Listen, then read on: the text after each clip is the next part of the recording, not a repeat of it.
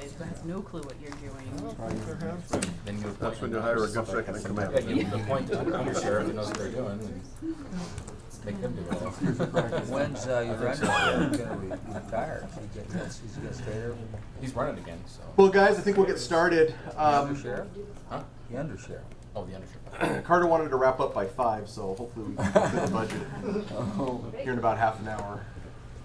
No, here in a few minutes, I'm going to hand it over to Carter. I didn't know if anybody had anything they wanted to touch base on or anything like that. Carter's going to kind of go over the budget itself and kind of, hopefully everybody had a chance to kind of review it. Best they could, there was a lot there. But we do have a little budget presentation that Carter's going to go over, and then we'll have that discussion, some areas that we'll need to look at and what we think is important and whatnot. Carter will kind of lead that discussion for us. So if everybody has anything, I'm going to hand it over to Carter. The entire budget, if we have any questions. Well, no, just anything specifically that you wanted to bring up right at the minute. If not, we can hear what Carter has and then we can kind of go from there. You might cover it, so I'll wait till the end. I did note that the city council in Cheyenne get $1,000 a month each person. For what? It's illegal. This is what the No, mayor said, unless they get they- $1,000 a month to be a council person. Unless they go to 7 meetings. Can't do it. It's limited by I state thought law. it- I'm pretty sure that's what she said though. Yeah. The good news is if you do decide to get a raise, it won't break the budget. So keep that in mind, I suppose. I think maybe we're the last ones that should be talking about the raise right now. I think we should lower our Good point. pay. $100 a month. Well, Mr. Mayor, members of the council, thank you for that, the opportunity to take on this discussion this evening. My job today is really just to present some of the significant design features of the budget, that the budget was designed around, to give you a feel for the broad direction that we propose the city go in. You will see opportunities that we will have for discussion and direction that is still needed in order to really conclude what you need to do and what you think we need to be going for and everything else. So that'll be a part of what you hear tonight as well. You will also see that we have some discussions that are needed on a follow-up basis, not only tomorrow night, but into June with regard to some other conversations that need to be had as well, to really put the icing on the cake with regard to making sure the budget is reflective of your collective will. And so that really is our only job, to present the discussion in such a way that you can see what we're proposing and then adjust accordingly. Given that this is my first time presenting the full-blown budget to you, it probably would help to give you a feel for some real broad perspective of the lens that I'm viewing the budget through. You will see that I have taken a conservative approach with regard to what we've put together for you. And you may think that it is too conservative, and that's certainly a perspective you can take. Or you may think that I'm biting off too much of the apple as well. So I like to think, though, that we are trying to take a pretty stoic approach to what you have in front of you. You will also see that the lens that I view the overall budget through is driven a lot by the general fund. And I'll tell you, that's hard for me to kind of resist, because the general fund is indeed our most vulnerable fund. It's subject to a lot of the fluctuations and so forth that we have little control over. And so it's almost as though most of the planning effort resides there, because you're trying to build up, if you will, for the things that might happen or could happen or whatever. And so if you know that going in, I think it'll be less frustrating for you, knowing that we're going to dedicate a lot of time to trying to deal with those variables. On the other hand, we have the advantage of having recently talked about the enterprise funds and talking about them in some detail. So a lot of that has been done in a lot of ways. And while we certainly won't avoid those conversations, you will see that, again, it's hard not to view our world through the areas that we have the least control over, and that would be the general fund. And so with that, if I can go ahead and move into this, I'm probably going to stand up at the screen. So, do I just click with the mouse? Is that the idea? Or do you have a clicker right there?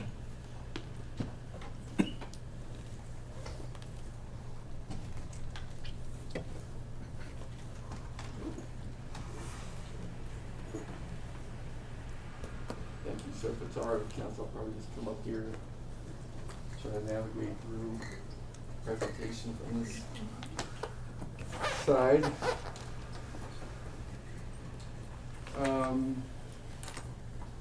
We already turned on with this?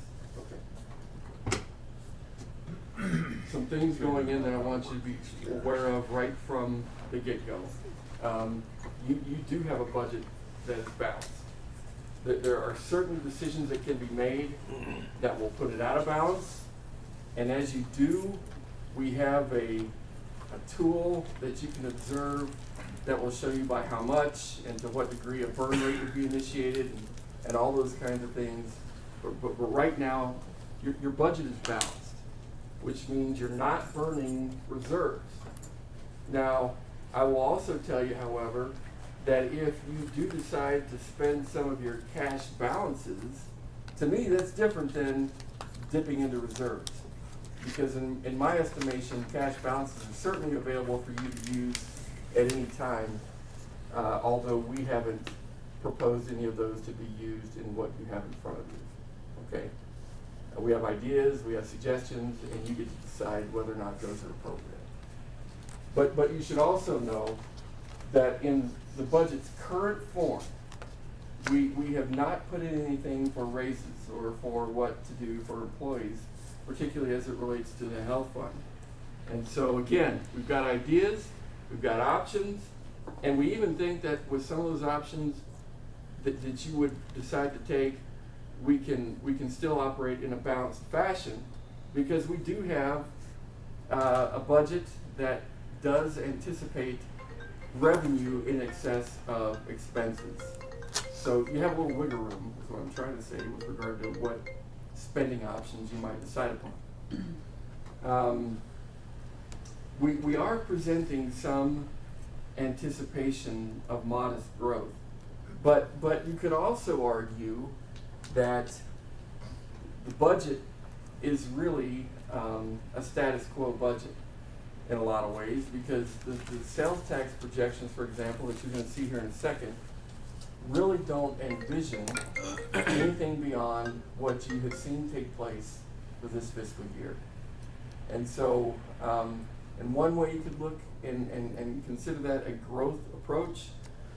In some ways you could look at that as a status quo approach, but we're certainly not betting on the come. We're not anticipating that if we have an economic good fortune to this degree, we then can fund X, Y, and Z. That is not how this budget is built, and so I hope you can take some comfort in that when you look at some of the proposals that we would suggest for you today. The other thing is, you won't see in this presentation a lot of deep dives into the line items that you have in front of you. The conversation today is meant to be broader than that. It's meant to be sort of higher level than that. And so if you want to take deeper dives into the thousands of line items that you have in front of you, we can do that. And we have tomorrow night set aside for follow-up that we may need to take to more adequately answer questions that you have this evening. So we've got some time. We can talk about things in a deeper detail if you want. And hopefully by the end of tomorrow night, you will feel really comfortable with some direction that we are going, although we still will have some conversations that we need to have. Okay? moving forward then into our conversation, it's hard for me not to want to talk about sales and use tax, because that is a breadbasket revenue source for the general fund. And so in a lot of ways, where the sales tax revenue goes, the rest of the city's budget goes, because it is such a big player with regard to what we do as a city. And it happens to be that one revenue stream that is the least predictable over time. And so I try to take some time to talk about this particular revenue category. This is what sales tax has done over the past 4 or 5 years. And as you can see, the trend line that we've kind of dropped into this information from the state would indicate that we've had a pretty consistent downward trend over the past few years. That's no surprise to you, right? What I think might be happening, however, based on some things that we've tried to observe and study and ask questions about and so on, is that FY18 might be our last leg, if you will, for the downward turn that we've been incurring over the past several years. And you know, you can see, generally speaking, that this behavior is sort of pushing in the direction that we would hope it would. When you look at the last sort of period of time, you know, that would give you that feel as well. So hopefully in 12 months, you would see this trend line, instead of going like that, kind of leveling out a little bit, which for us would be great news, because we don't want to see downward activity in this revenue category moving forward. We hope it levels out to going like this over time, right, over the next couple of years. So, you know, again, the practical information would indicate that behavior in this category should be improving. The trick is trying to find when and by how much.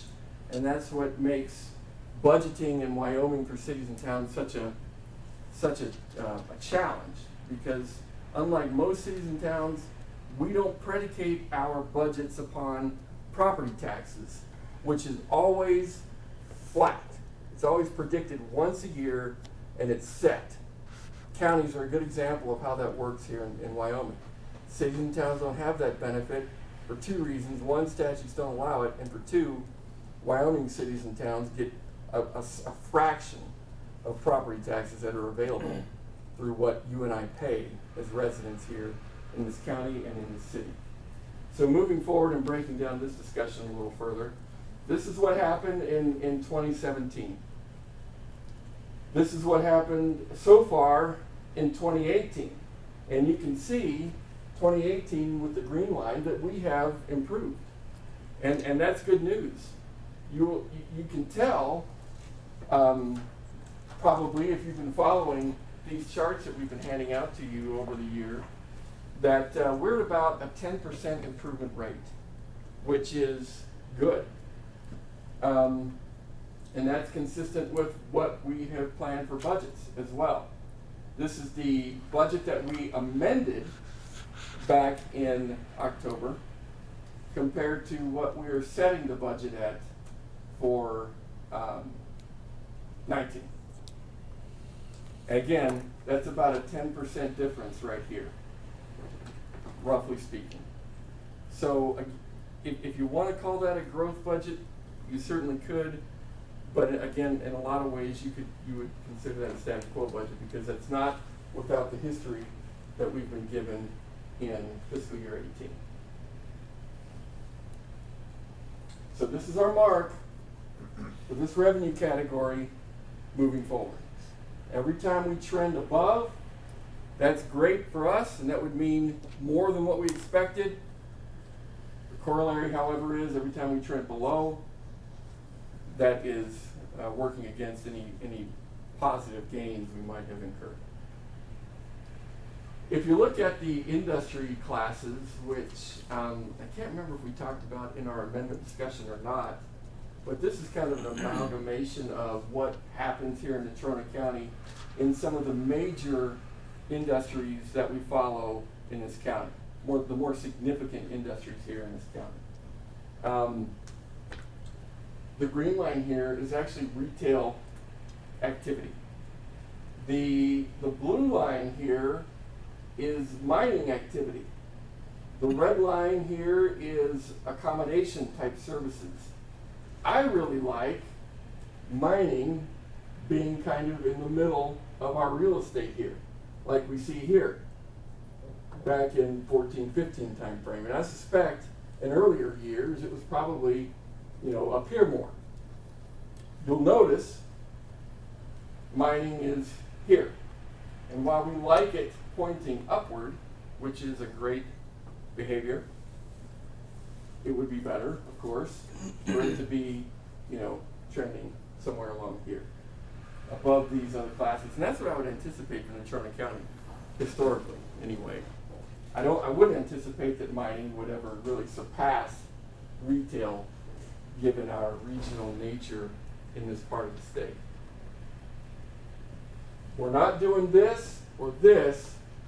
We are having some positive movement, but in my mind, to really be in recovery, I think we probably ought to be dead. Interesting information, I think. Looking at the general fund then, we've seen some major influences that we use to look at the general fund more broadly. Let's talk about how we think the behavior for the general fund is going to act over the next year. This is where we think we are as of the end of this fiscal year with regard to hard cash on hand. In reserve, by the way, this represents 102 days of the general fund's expenses for its operations that it funds. 102 days. I would prefer the general fund have 120 days, however, in reserve, protected by policy and with guidelines in place that would indicate when we need to dip into there, what the plan will be to put them back into the fund. That would be, in my mind, the ideal. We're not quite at the ideal, but we're better than where we have, could have been, or whatever. There's a couple of things that could influence this number depending on the direction you want to go. And this is what I'd like to talk a little bit about here. We have had some good things happen to us by way of revenue. We think by the end of the fiscal year, on a conservative estimate, that we will have some $600,000 in excess revenue. And that would mean that the cumulative value post-amendment, we will have gained $600,000 for the general fund to be used, however you deem appropriate. We also think that post-amendment, we've been able to curtail expenses to the degree of about an additional $500,000, which means that you have a combined value of $1.1 million as what we call a budget surplus. Here's the challenge, though. Post-amendment, we have come to understand and realize that we have, for whatever reason, I'm not even here to really try to discuss why this might be the case, but we have within the funds that support the Hogan facility and the event center, for whatever reason, the city has incurred a balance that has grown over the years, $50,000 for Hogan and just over $1 million for the event center.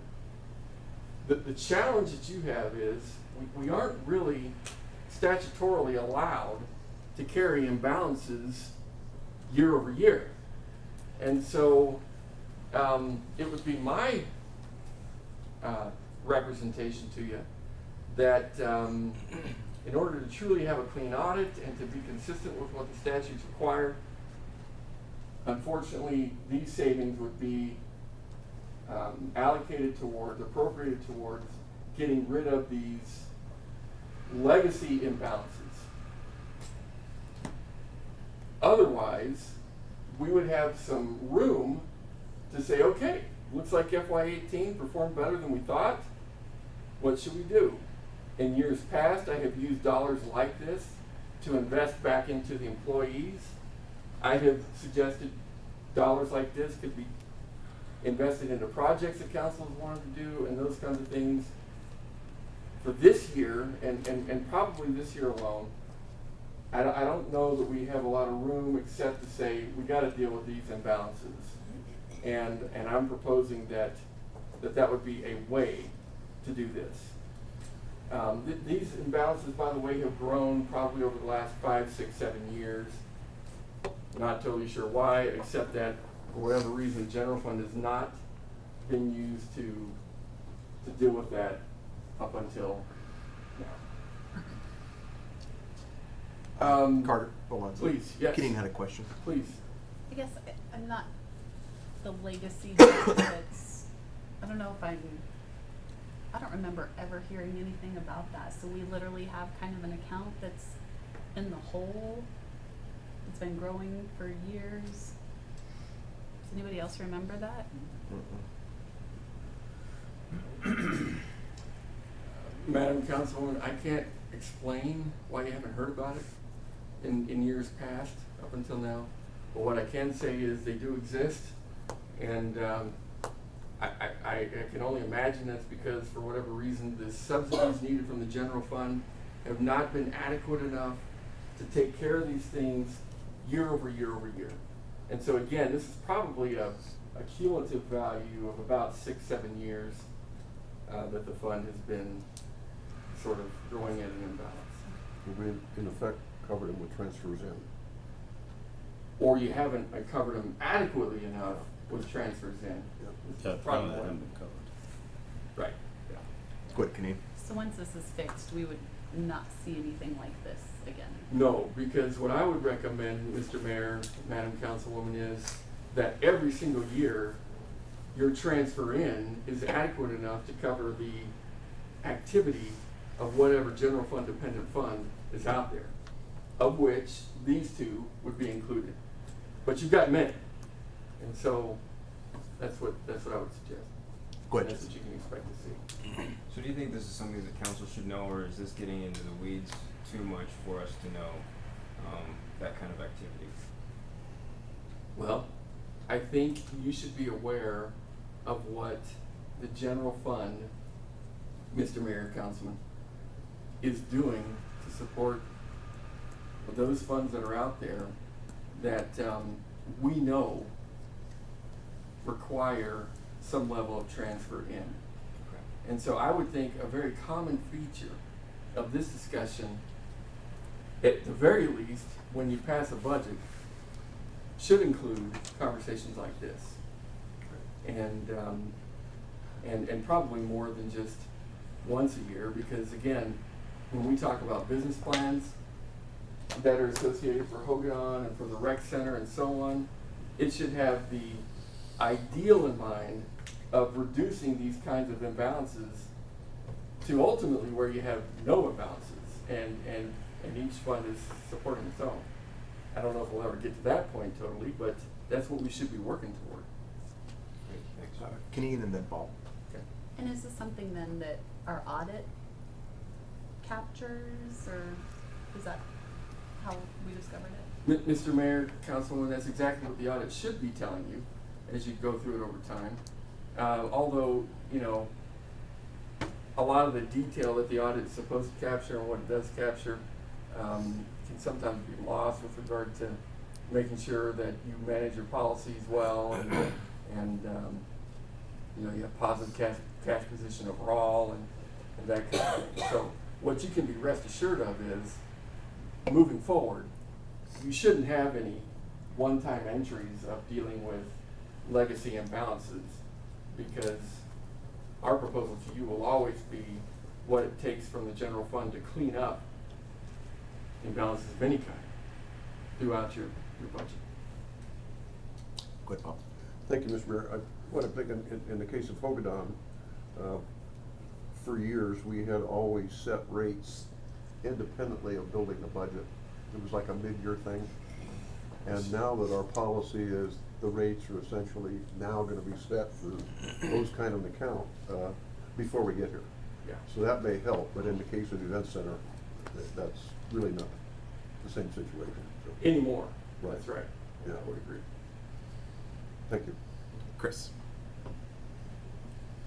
You're doing away with anything that might come up like this in the future, right? That would be my hope. Yeah. This is termination worthy stuff right here. Not you, it's legacy stuff. It's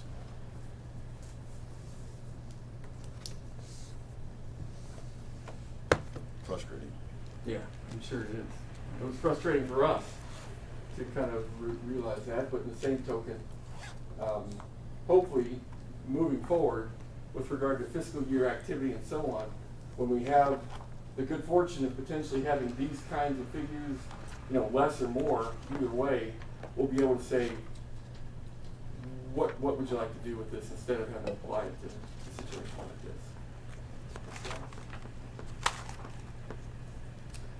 So moving forward then, unless there are other questions, as we look at the general fund, you can kind of see where this number comes from and potentially how it could have been helped in getting closer to our reserve goal of 120 days. Because again, if you decided to plug something like this into a figure like that, we would be much, much closer to 120 days than we are, you know, starting with this fiscal year coming up. But in any case, let's look at the cash activity that we anticipate for the next fiscal year. We anticipate $45.8 million in revenue, and this is current revenue, for lack of a better way to describe it, compared to current expenses over the next fiscal year. And you can see that there is a positive view of the two things that would create a cash impact of just over $1 million, favorably, by the way, over and above what the previous screen you just saw. Okay, so that is a positive cash balance if everything goes how we anticipate at this point in time in a year from now. Okay, so if everything goes as to what you see in your books, we think that there will be just over $1 million available to you. Now, this number is really key with regard to a number of conversations that you will want to have here in the next 24 to 48 hours, because that will be the means by which you can accomplish directives that you might have. If indeed you were to plug this back into the reserve account, if you will, again, that gets us real close to the 120 days, particularly if the other number we could have plugged in would be allocated in that direction as well. Carter. Chris. Please, yes, sir. What is the number for the 120 day? That would be more along the lines of 14.5 million compared to the 12.5. Yeah. And that would get us from 102 to 120. And again, that's a goal. I mean, that is really a goal that you get to set as to whether or not you're comfortable with that. I tend to feel more comfortable with 120 days, although I can never imagine a scenario where revenue will turn off and we only have 4 months to live, kind of a thing. It's really just kind of a frame of reference, if anything. Okay? But anyway, keep your eye on this figure, because that's going to give you kind of the mechanism by which you can do things moving forward. I will tell you, however, as well, to kind of consider in your deliberations, this could be a measurement of a waning behavior, a weaning behavior with regard to moving away from direct distribution as a means of operational support. In this rate, in 3 to 4 years, we could be off of a dependence of upon direct distribution as a means to support the general fund if we have a moderate budgetary growth during that same period. Okay? So if we're, in whatever way possible, we can develop this kind of a savings every year, then that would indicate that we are moving away from that $3.8 million to keep ourselves independent of that funding. Now, there's two arguments to that, and as your manager, you know, I would want to tell you that there's definitely two schools of thought in the legislature about direct distribution, okay? And so there's certainly a camp in the legislature that would say cities and towns need to wean themselves off of the state's dependence, if you will. And there's certainly a school of thought that would say doesn't make sense that cities and towns shouldn't rely upon some direct distribution formula moving forward. The thing that makes me nervous is I have witnessed fluctuations with regard to what that funding looks like. And so I've seen it drop pretty low, and I've seen in good years it be pretty prolific. And that's why I get nervous about depending upon that particular revenue stream, because it always tends to be the bargaining chip for the legislature when it comes to talking to cities and towns. And so, as your manager, it makes me nervous as to, you know, relying too much upon that funding. On the other hand, 105 tends to be that number that most of the legislature can be comfortable with, and that's good news for us because it does bring that $3.8 million into the city's revenue portfolio, and we move forward from there. Okay? Any questions in that regard? Okay. To break down the general fund detail a little further, you, I should say, have done a lot of work to strip away commitments out of the general fund to organizations outside of the city. These are the ones that remain. Some of this is, from my estimation, stuff you can't really get away from unless you do major machinations to make it happen. And as you know, these two are probably the subject areas that I would sort of point to in that regard.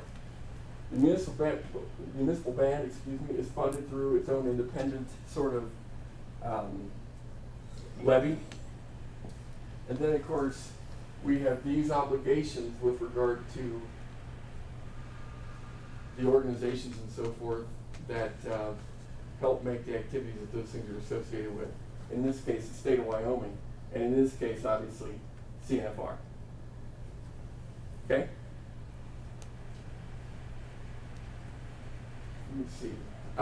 These are probably unusual to Casper compared to the rest of the state, although when you look at it from a city and town being involved in these kinds of things outside of Wyoming, it probably isn't all that unusual. But nonetheless, bears discussing with you, at least to the degree of making you aware of that type of relationship. Moving forward, we've had some conversation about these things as well. This is an updated list, if you will, as to what we think is going to be required from the general fund to ensure that these functions are supported over time, and particularly throughout the next fiscal year. Sorry, Kurt. Please. Kenny had a question. I'm sorry, go ahead. Is this then where we would see the shortfall for the legacy funds transferred back and forth for Event Center and Hogadon? Is this the form that we would look for to see that and track that? Right, because effectively, Mr. Mayor, Councilwoman, this is the mechanism by which the general fund would support those general fund dependent services, albeit they're in separate funds. And so as these numbers go up or down, that would indicate that the business activities require any more or less from the general fund. Okay? We've had some conversation here not too long ago that would suggest this. The other thing that helps this situation here is the perpetual care fund. You probably recall that the perpetual care fund produces interest income that helps to support these transfers. So for example, at the rec center, that was a target facility that the perpetual care fund was put together for. And so a portion of that interest income is going to the rec center and helping the general fund in its support of that facility. And so we've got a formula that would suggest where that interest income should be divvied up and blah, blah, blah. And that's why you get these numbers that you have here. Okay? All right. Moving forward to the enterprises. We've got a similar format to discuss with you here. The cash balance beginning for the sewer fund is in this amount. With regard to the reserves that are set aside in the sewer fund, being kind of taken away from that beginning cash balance, you have a net number here, which is a general statement of sort of fund balance, if you will, to start the fiscal year. We've got revenues that come in to deal with the expenses that you have throughout a fiscal year, and you end up with a cash position of this nature between these two portions of activity, which then, when you compare it to this number that's left over, you end up with a cash position to start fiscal year 20 in that fashion. And then that number for next year will go up here, and then we go through the whole process again. Now keep in mind that this is a good example of a fund where you are basically allowing the health of the fund to take on some of the expenses, if you will, over and above what your rate modeling would otherwise provide for. And we talked about this, and we talked about the pro forma view of this fund back in March timeframe. And so this is something you've expected and anticipated. This number ties out with regard to what you would see at the end of that performance, if you will. And you will then want to determine here probably in, I would say, the end of the calendar year, whether or not this is a good cash position to start from for fiscal year 20 in the form of potentially looking at rates again or not. I appreciate that this still is a good number, because you'll recall that you do have some wiggle room with regard to ideal operating condition and its distance between where you start dipping into reserves, and this fund is not in that position. We may see increased activity over the next year that would improve that number. And so there's always that possibility. As you know, that's kind of dependent upon water consumption between now and the time that you would examine this fund's behavior. And so there's a possibility that could be better, and there's a possibility that this number could be a little worse. Okay? Shouldn't be too foreign to you, because again, we went over this in some detail back in March. It's a little bit of a different view at this point. With regard to water, I wouldn't be alarmed at this perceived imbalance at this point in time. When you take a snapshot in time versus looking at a performance expectation throughout a 12-month period, cash flow starts to impact what you might see here. And so the good news with regard to this particular number is we anticipate loans and so forth being paid back into this fund that would bring this number up throughout the calendar year, throughout the fiscal year, and thereby improving what you see here, which obviously contributes to this number here, starting fiscal year 20. The pro forma that you saw earlier in the year ties with this particular number, so this shouldn't be a surprise to you in that this number will be contributed back into the fund, which was what you hoped for with regard to the rate model you approved back in March, and then subsequently with regard to the ordinance that came. That's a very good number to work with in terms of cash impact throughout a 12-month period, and it helps to grow this number over time. I'm here to tell you too, that if indeed this number improves beyond what we're anticipating here, I wouldn't feel comfortable coming forward with a rate increase request, and that indeed the fund could operate comfortably without needing to infuse more revenue. Go ahead, Chris. Has there been some recent adjustments in this compared to our budget book here? I would say yes, because again, with regard to cash flow, that's gonna influence this number right here. So when you see a budget that anticipates a year's worth of activity, it's gonna look different than what cash flow might predict for this moment in time. So yeah. This number, however, should tie with regard to the ultimate outcome that fund would ultimately provide. Yeah, I'm seeing the revenues look consistent and the expenditures a little bit higher on both those last two in the book than you're showing here. Right. So at the end of the day, I think your water fund is still gonna be healthy. And again, a pretty high prospect that you may not need rate increases if this number, and even a little better, holds for the next 12 months. Okay? Moving forward to the refuse fund. This is the fund that you'll recall manages the rates that you and I pay for service at our curb. When we take our can out and they pick it up and take it away.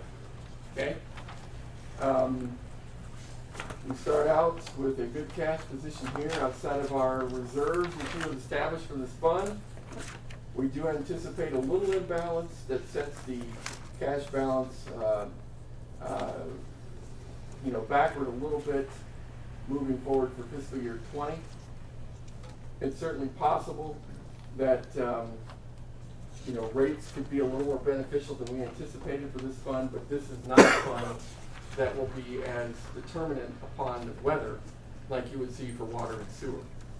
And so the flexibility, or I should say the variability, that you might otherwise expect in enterprises are not as complicated for the, what I call sanitation funds, moving forward for the next 12 months.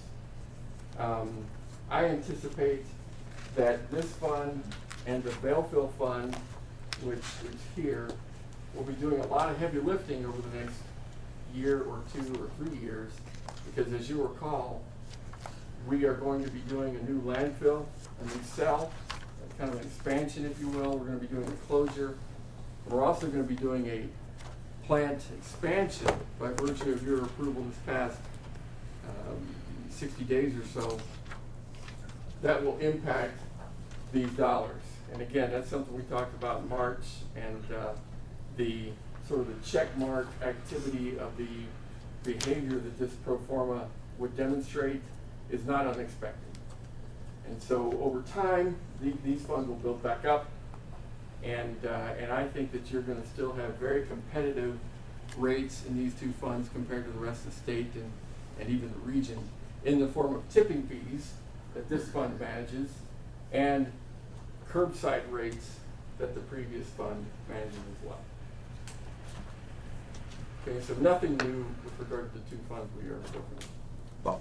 Yeah, I think one of the things gonna happen here too is as we get farther and farther along with other communities bringing their Right. refuse to us, it becomes more and more difficult for them to raise capital to get back into business. Would agree. So They we're become gonna more be in a good dependent position. on our services. Yeah. I would agree. And I think, if I may, Councilman, Mr. Mayor, that has been the magic that you have found as a community with regard to keeping rates low for our citizens and those who actually come to this facility for service from outside of our county. By spreading your costs that are fixed over a broader base, you get lower costs per unit moving forward. And that's a good formula to follow, in my opinion. Hopefully other cities and towns don't figure that out, right? It works well for us. Let's talk a little bit about 1 cent. Capital is a big part of what you need to feel comfortable with as we move through the budget as well. And if you read the message, you'll note that there are some projects in the, kind of on the table, if you will, that will need to be funded at some point that don't really have a home quite yet, and that's something we can talk about and go through further. But I want to take some time, though, and talk real specifically about your commitment to spending 1 cent dollars in a way that obviously you feel good about and that the community feels good about. Because I think that is worth conversation. Dipping way back to about 8 years ago, 1 cent 14 was adopted via vote of the people and resolution through the council, and effectively this is how 1 cent 14 was spent, which, as you can probably appreciate, is very consistent with the resolution that you passed way back when. Actually, it should be here. 72 million is quite a bit more than what we are envisioning for 1 cent 16. If that should pass, 1 cent 16 is probably going to be built around a number of closer to 55 million. Maybe upwards of 60. We still are kind of working through that. But this is a figure that I don't expect we're going to see for quite some time. You'll also recall that 14 provided surplus funds as well, a large portion of which you put aside in the Opportunity Fund. And the Opportunity Fund is something we need to talk about in order to move forward with how you'd like to see that fund perform against some pretty significant projects that you need to consider as well. Backing up a hair, again, this kind of gives you a spatial view of how the funds were spent in relation to each other. And again, when you compare to what the resolution was, this is how it all has come out so far. Now, if you recall the spreadsheet we gave you a few weeks ago, FY19 does propose that we use some of these dollars that are left over, okay, from these remaining portions in 14. I would propose to you that if you do decide to adopt FY19's capital agenda, you won't be breaking the fund, as it were, because we tried to keep those totals within the balances and the priorities that were set way back when. Just as a reminder. And if you don't have those spreadsheets available to you tonight, I think we do have some copies that you can refer to, hard copy. Moving forward to 15, which is the cycle we're in currently. This, through the end of this fiscal year, is what we are spending and propose to be spending through the end of the year.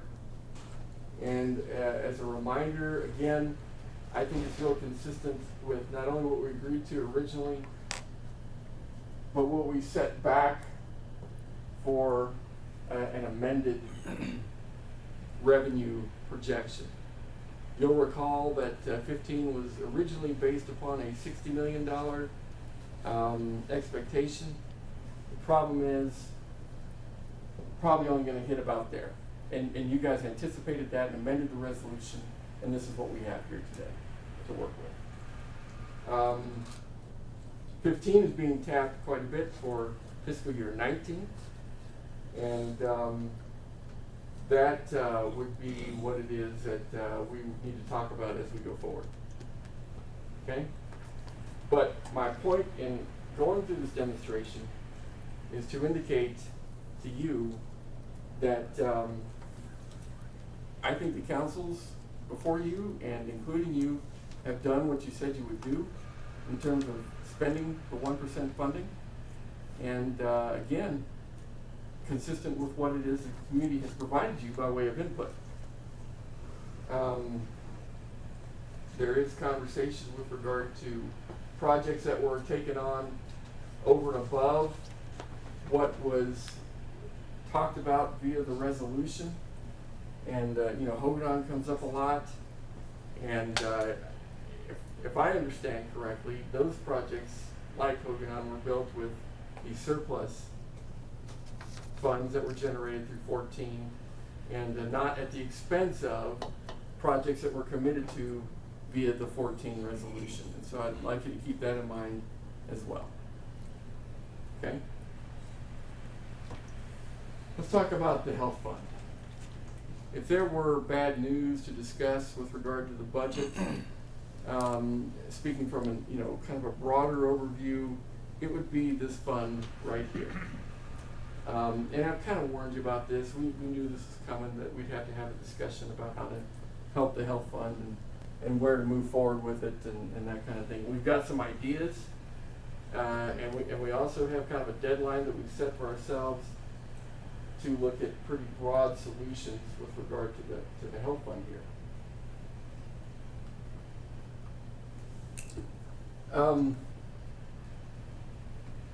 This is where we think the cash position will be for the health fund starting in FY20. Obviously, the end of fiscal year 19. And that is not a pretty figure in any way. That is saying that we think the fund will be upside down $3 million. Now, you should be aware this is not the first time the fund has lost $3 million. The difference has been that you have had a fund that has had reserves that has been able to absorb this type of an imbalance in the past. And what I will present to you is that is no longer the case. You don't have a fund that has reserves to absorb an imbalance of this nature if the fund performs in this regard over the next year. And so to demonstrate that, this is what I would say your reserves have looked like over the past 6 or 7 years or whatever. Back in fiscal year 13, the fund had healthy reserves. It had a good margin between losing, having no money and being able to absorb a lot of activity. And that's the difficulty with being a self-funded entity and trying to manage a fund to support things like healthcare. Because as you well know, you can have cataclysmic years that really put your fund in a tailspin. And you'll see in a minute where that's happened over time. You can also have years where you have pretty healthy activity and claim activity is pretty low. And that's probably what has allowed you over time to build up that healthy reserve. The problem is when declines started to occur, for whatever reason, revenue solutions were not incorporated into the activity of the fund to help sustain a leveling off or avoid a decline of this nature.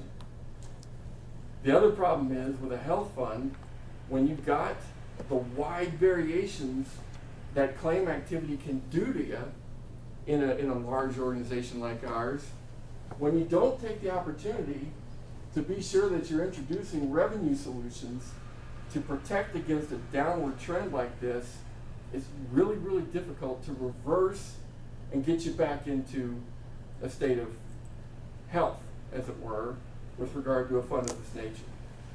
And I think that's what's happened. In looking at this data here, it would demonstrate what I'm talking about. 13 was where you had kind of a 13, 14, sort of an apex of real strong reserve position. But you were starting to lose money, and you can see that that wasn't the only time that started. But that trend continued to the point of where I would say your apex of money loss was back in 17 of about $3.6 million over and above what revenue you were taking in. Despite that huge variation, you still had a balance of about $780,000 residual in your fund. The problem is there was nothing done there to try to create rescue type activity or even to try to normalize the fund. And as you can see, that was a behavior that wasn't unique to that particular year. There's been a number of years where revenue solutions were not incorporated into the mix. And when you compare that to, COLAs and so forth, that presents a more broader picture of what some of the personnel decisions were of the day, for whatever value that might bring to this conversation. Jesse. Do you happen to know off the top of your head, without just quickly adding it up, what the offset is between some of the raises or incentives that we've given to the employees to compared to the amount that we've put the cost on them?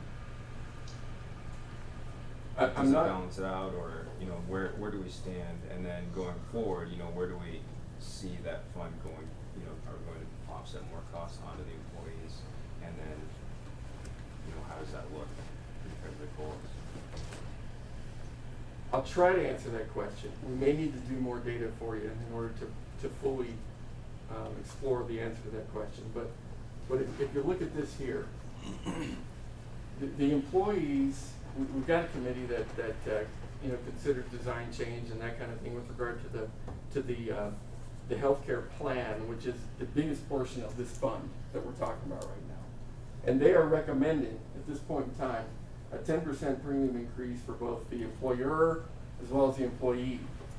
This gives you an indication with regard to the impact that each plan will have upon that family or that individual over the next year per month. Now, what I have heard informally is the conversation and perhaps even the disparity of understanding with regard to what a 10% increase to the premium looks like compared to what, say, a 2.5%, 2%, 3% COLA will look like. And many are assuming that because the percentages are different in value, that indeed it would be a negative offset to the employee.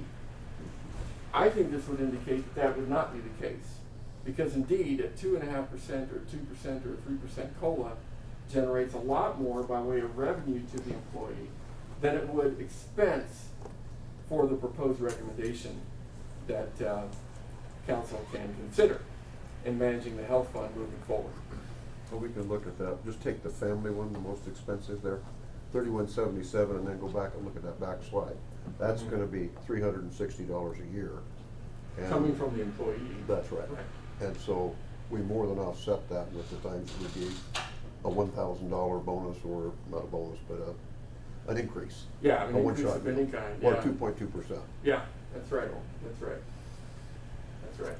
Which is the slide here Yeah. you're referring to. Yeah. So the increase that we're putting on ourselves, 10%, is that just to put more money into the fund? It's not actually to spend, it's just to save this money. What it does is, it tries to reverse the course that we see here with regard to a certain set of assumptions, I'll grant you, but what we're anticipating by way of budget expenses. We introduce revenue, to reverse the course that this suggests, then that will help. The problem is, this anticipates the 10%, both from the employer and the employee. Okay?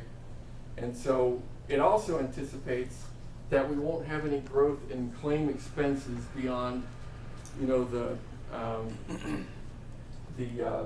budget expenses that we know of or that we think we can predict. It doesn't include medical inflation for procedural costs or, again, claim growth over time. So there's a lot of factors it doesn't include. The other factors that it doesn't include is potentially having a great claim year that you have had in the past.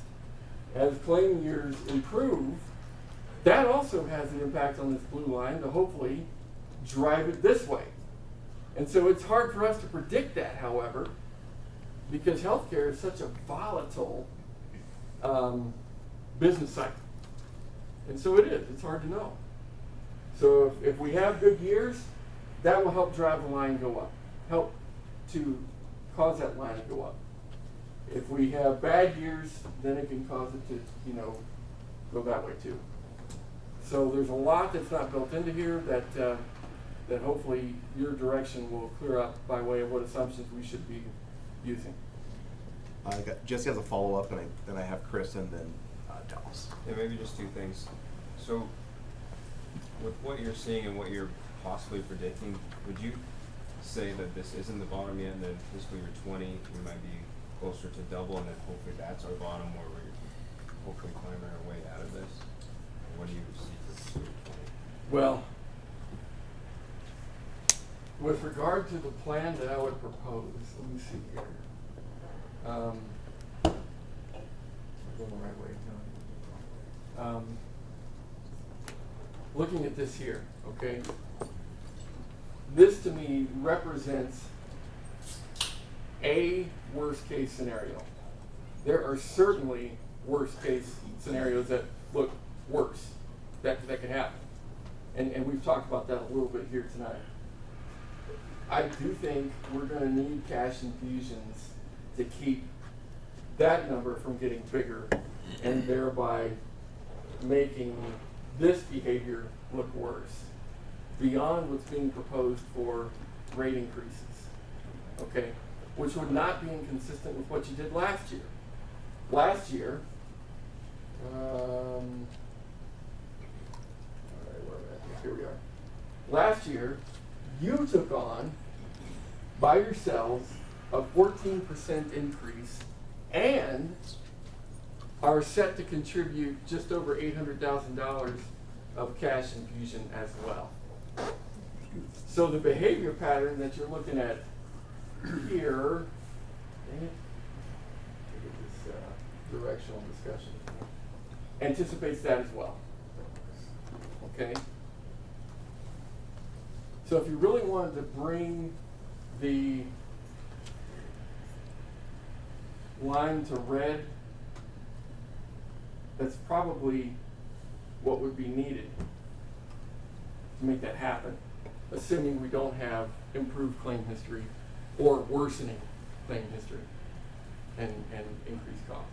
And just a quick follow-up, I also wanted to mention, are we working with the healthcare provider to try to get some of the high users maybe away from, alternatives or cost-cutting measures like that? I know Cheyenne, when they were dealing with their change in their health insurance plan, that's something that they were able to do with the consultant in addition to the healthcare provider without violating any HIPAA violations or anything like that. Sure. So just curious. Well, let me answer that in two parts, if I may, Mr. Mayor. One of the recommendations that we would also propose, again, kind of the employee group, your employee group would propose, is moving off the plan those who are in the 65 age range and are retirees who still participate. Because they are portions of our higher end users, okay? So that would be part of what we would recommend to answer your question in that regard. What I think we also need to evaluate, though, is in an effort to make sure we don't continue to harbor a business behavior of this nature, is consider more outside the box what we need to do that would keep our behavior up in here without having to incur major cash infusions and so on. Because council can't depend upon cash balances being in place to always be able to just dump cash into this fund to keep it solvent. So we got to think much more broadly, and I would suggest that in no later than 2 years, we need to bring you a solution that may be outside of the self-funded concept. Maybe. Chris. Yeah, I just don't know when to, I really don't know what the order of events are tonight. So, I mean, we hear these things, do we talk about them and work on them now, or is that coming in the future? Because I see it and I want to say, well, let's do this and let's do that, let's fix this issue. But if that's coming, we don't need to do it, and if it is, please let me know how far down the line. Perfect. We do have a budget tool that we'd like to bring up on the screen that when you were to say, here's situation A, how would that impact our budget? We can demonstrate that for you both in revenue being available to you and burn rate reserves that might be impacted. So my answer is yes, we will deal with that tonight, but I'd like to do it in the company of that tool. Dallas and then Kenny. There are different methods I know available for providing health insurance in organizations like this, other than these self-funded mechanisms. Correct. One of them is where you make a deal with some health carrier, or a health provider, excuse me, such as the hospital. And I don't know whether we've looked into any of that or not. It doesn't sound like we really have we? 'Cause I know I mentioned this last year about looking into a different way to provide health insurance.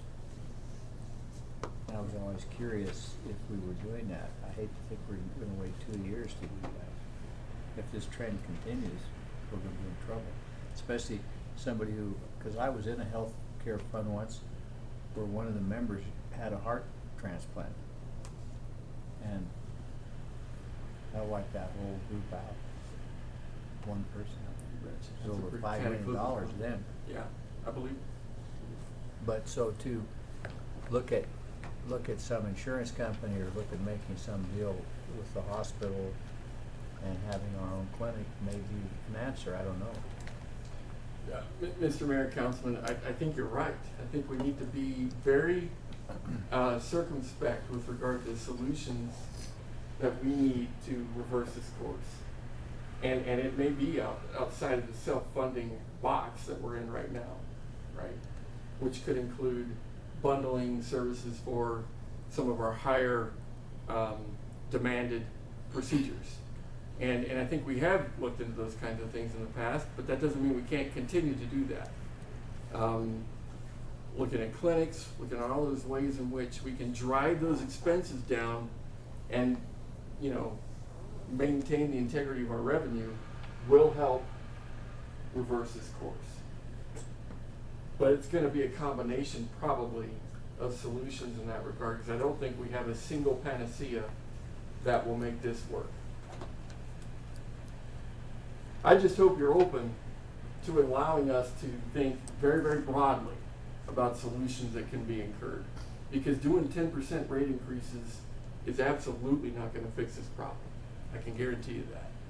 Unless it's accompanied by stellar claim history moving forward. And I can't guarantee you that, as you might imagine. Kenny. So I think we've known this was a problem since you got here probably. Sure.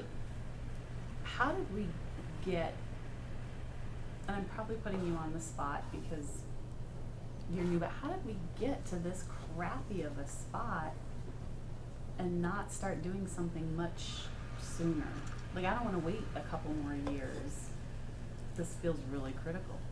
Well, don't misunderstand me, Mr. Mayor, Councilwoman, that I'm saying in 2 years we're going to have a solution. I'm saying in no later than 2 years we're going to have very critical foundational conversations that by the time 2 years rolls around, we're going to know if we're going to be a self-funded entity or not. And we will have pulled the trigger for some of these really critical decisions to have taken place. But to answer your earlier question, I think it really does go back to you know, the issue of this data right here having too many years of this kind of a behavior, if you will, because that takes us back to that blue curve of not, you know, having adequate answers being implemented at the appropriate time to be sure that we can keep, you know, the blue curve going this way or this way as needed instead of just taking a dive down. So I would say this period right through here was when preventative measures could have been incorporated. And believe me, I'm not saying that design changes haven't been incurred throughout that time or that those kinds of discussions didn't ever take place and that this is, you know, totally brand new or whatever. But I am saying, for whatever reason, the appropriate stuff wasn't implemented to keep that blue line flowing through here.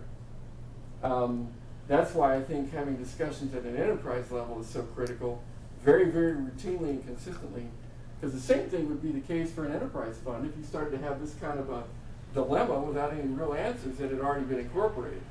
We would have a real tough time of putting in balloon kinds of rate increases to get us back to a norm that would be more comfortable, and the public would hate it, as you might imagine. And did council drop the ball in identifying this issue? Was there something we should have picked up on and done something about back at that point in time? You know, that would be hard for me to speculate upon, Madam Councilwoman, but it's possible that this type of analysis wasn't brought forward to you, I guess. I just don't have a good feel for that, and I'd hate to even speculate. But all I can tell you is what we observe right now.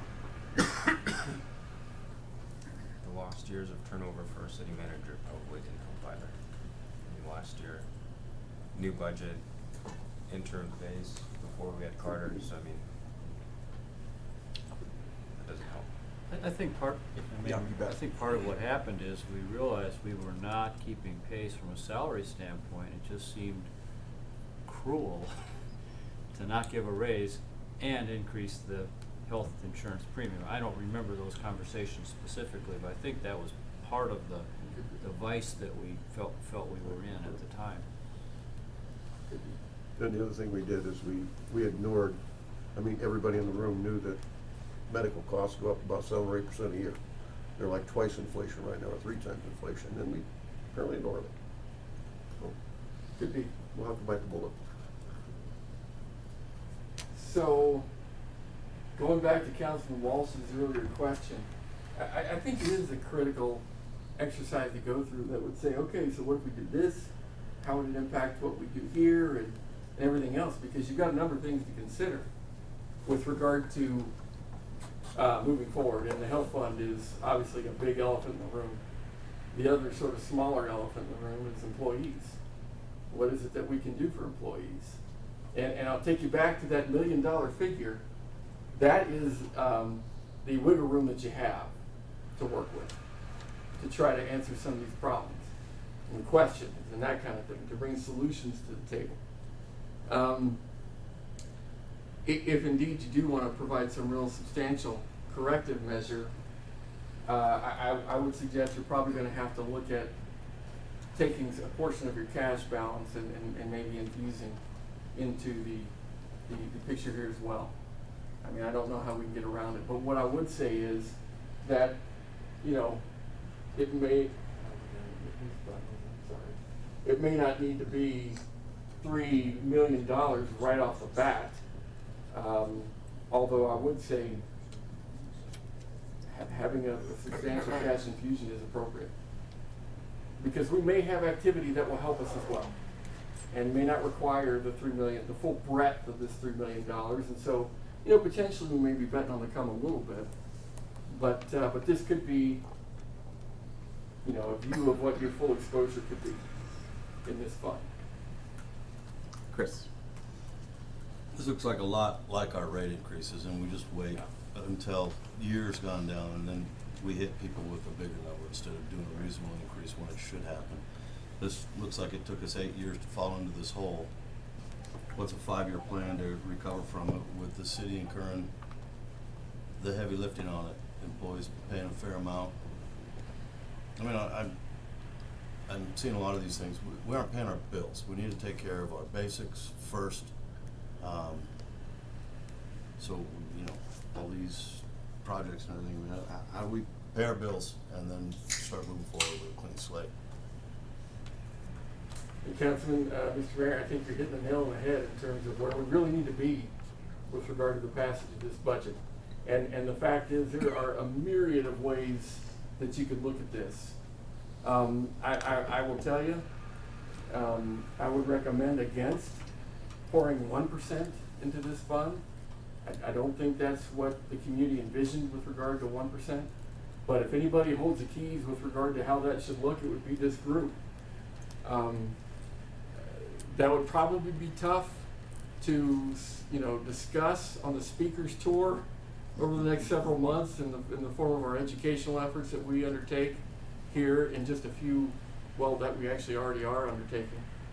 But that would be certainly something I would probably suggest you don't do.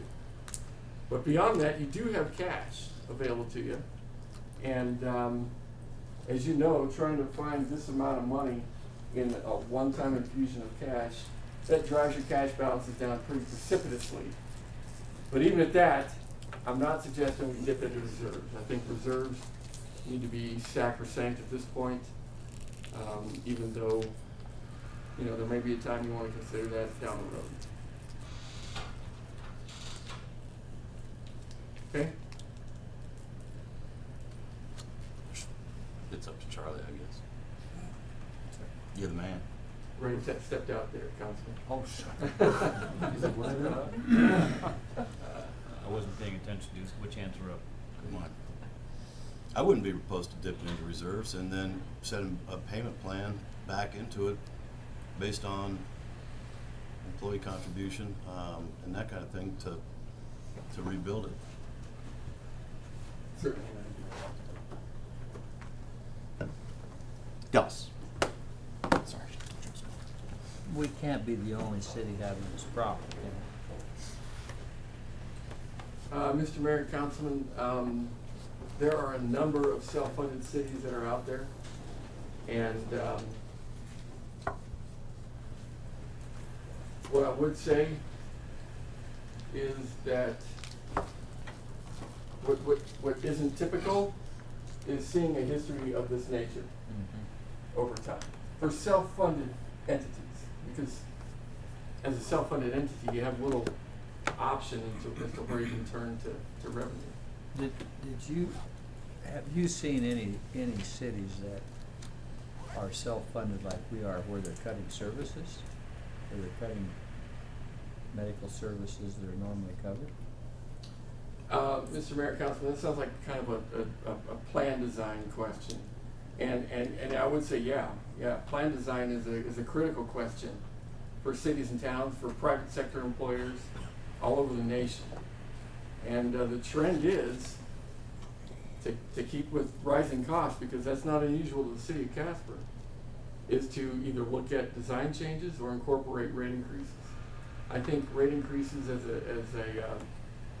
a trend are right now probably along the lines of 20%, more so than 10% or whatever. Is that fair, or is it higher?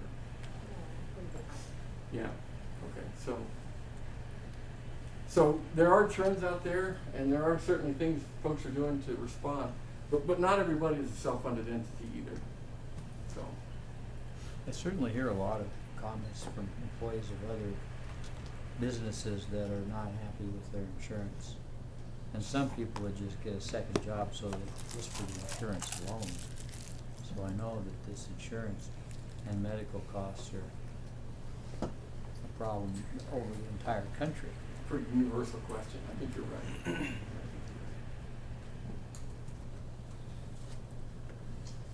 Well, if there are no other questions, I can give you that to think about, and I can walk through just sort of the remaining portions of the budget, because there are a couple things you probably ought to be thinking about as well. If that's okay with everybody. There's a couple myths that I want to be sure we're able to dispel with regard to the passage of this budget that you should be aware of. And tends to be kind of dominant questions that I've gotten since I've been here, at least. Maybe they're different for you or whatever. The one question that I typically get or hear incorrectly stated is with regard to the city's position with respect to its reserves. Yes, a year ago the city passed a budget that would have required, $4.5 million of the reserves to balance. You passed an amendment that corrected that. And so the fact is you didn't spend money outside of that $80,000 that was kind of siphoned out of the reserves that we talked about during the amendment portion. That really was kind of a casualty of that transition period between amending your budget and passing your original budget. And so to me, $80,000 isn't a major casualty, but that did happen. But the reality is, you've got a budget that is exceeding its expenses that you will close the books on here in just a few weeks. You also are looking at a general fund for 19 that has excess revenues as well. Now, how you spend that and what you decide upon beyond that, of course, can alter that, as you all know. But the fact is, we're not burning through reserves. Okay? The other myth, cities and towns cannot use 1-cent funds for operations or are not using 1-cent funds. The city of Casper is not using it for 1-cent funds, for operations, I'm sorry. Some might argue that this is the way that the city is doing that right here. And, I suppose that could be argued that way. But the reality is, if we weren't charging for our people's time, we would be charging it to the private sector. Because we need those services one way or the other. So, you can kind of decide what your take is in that regard. But by and far, capital and community projects are where you have used 1%, without a doubt. You all know that there is some discussion about how much should be used on the community side. At this point in time, you are proposing $2 million for fiscal year 19 for community service support.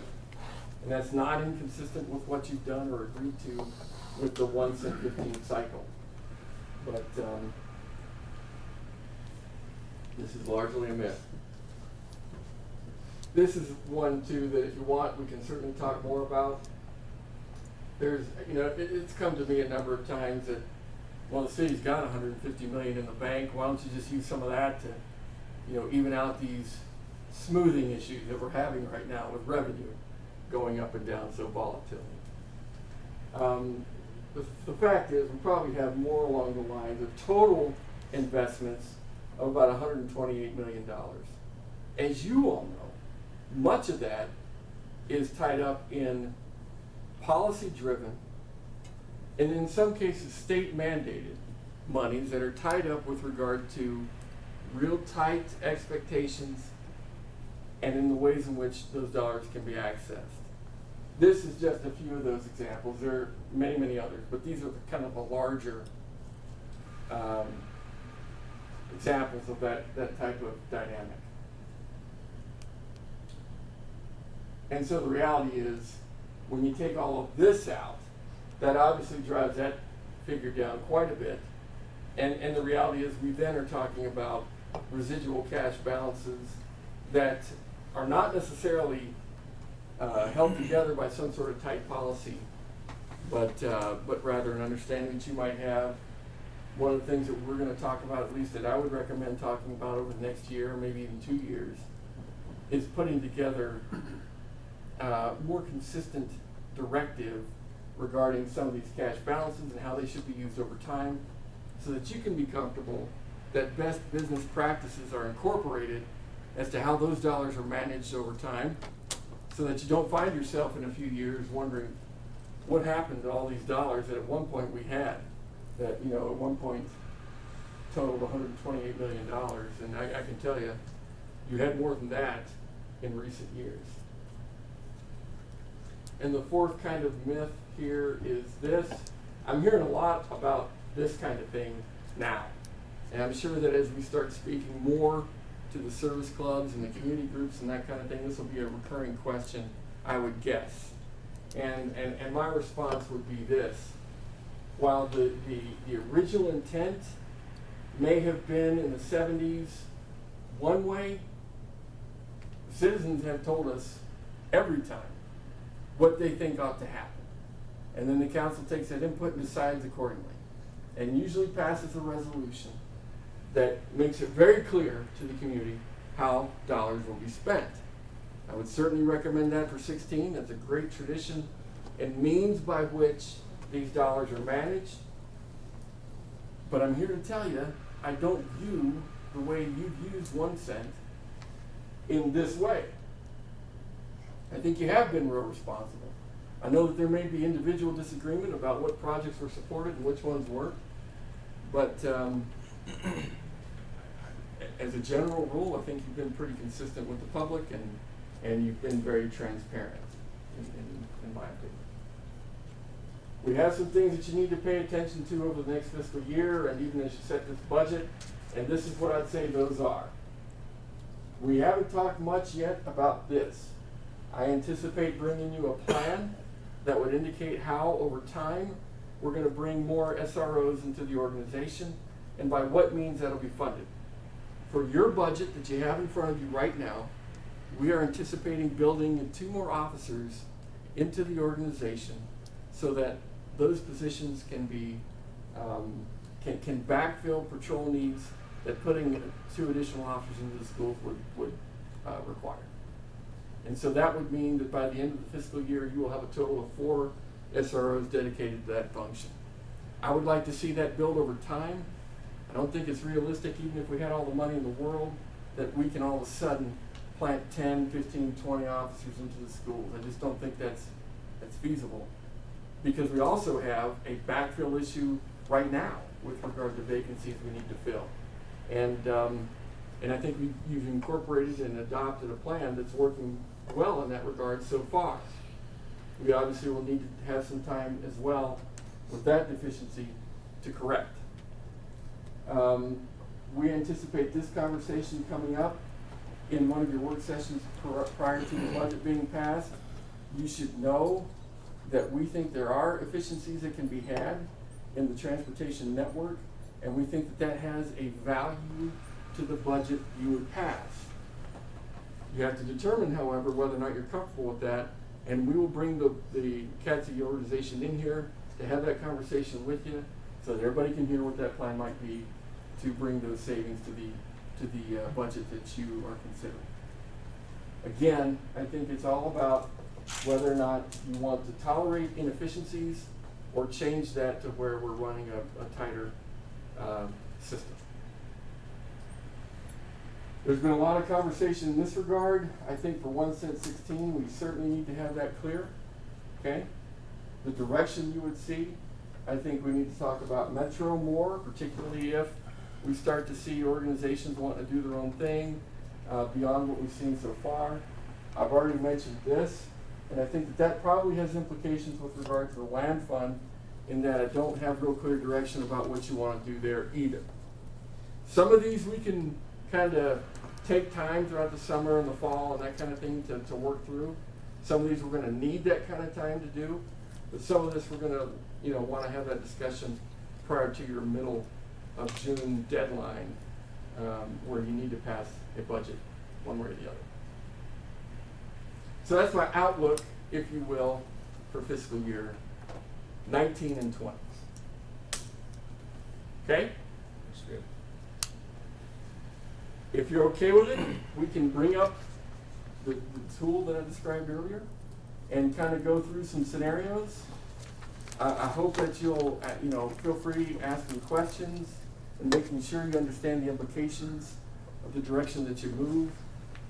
Because like I said, that balance is delicate in any budget, and I'm hoping that we can continue moving forward in a balanced fashion past tonight and tomorrow night. So, okay? Tom, you want to bring that up? And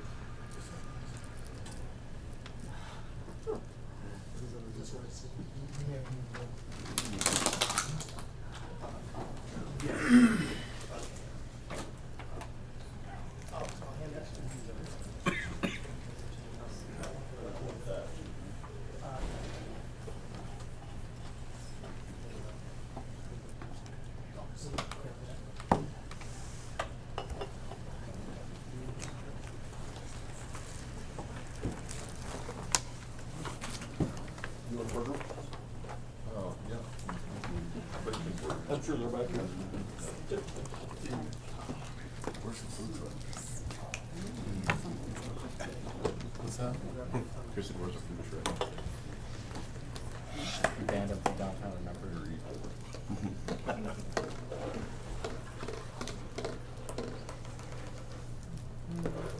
Like Tom Morton's headline.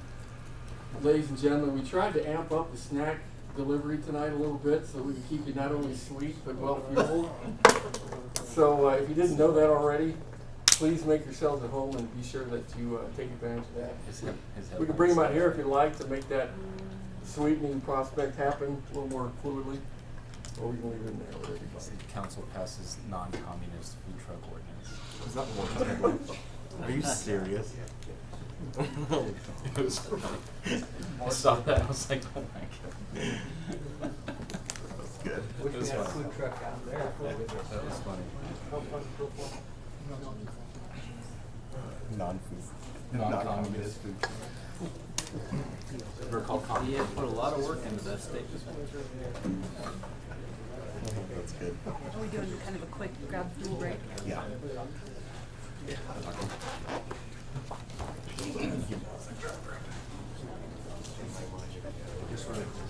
Guess we're taking a break.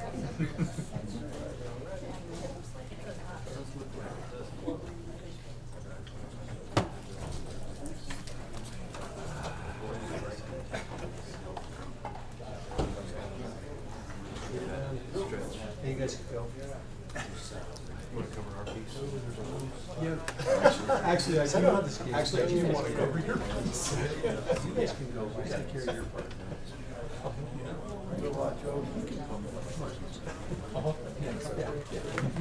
Your decisions will be a lot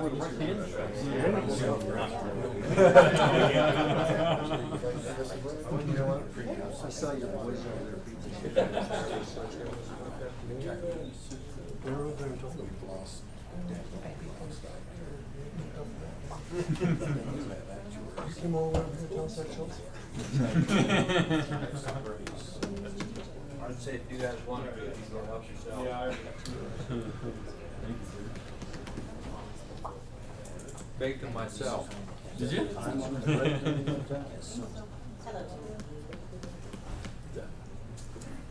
But does that come back in certain time? They just all scattered.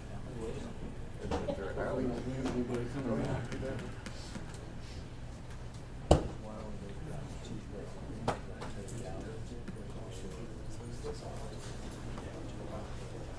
No, they are a lower priority for us, as you can imagine, than city streets. A lot of the alleys weren't bad shape, especially the main ones.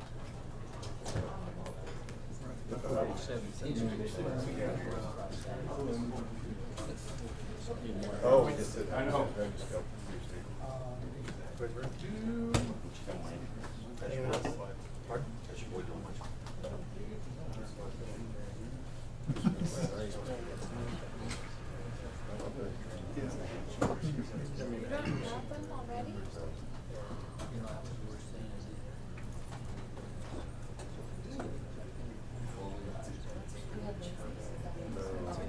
I started wearing shoes.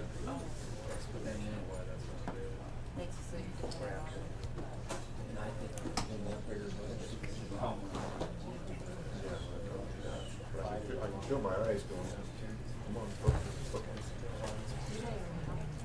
I wear contacts, that's story. That's like, oh, I don't have the people. Good, that's very optimistic. Yeah. We're out. Yeah, for sure. You can't do it again. People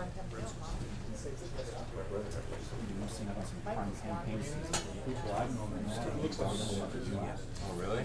Yeah, I think after a while, you have to show. Yeah, well, I go in their minds, that's the one thing.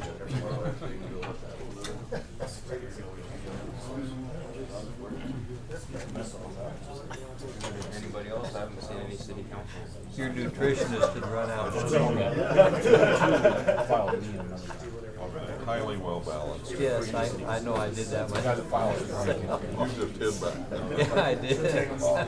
I didn't bring it out into the open. Yeah.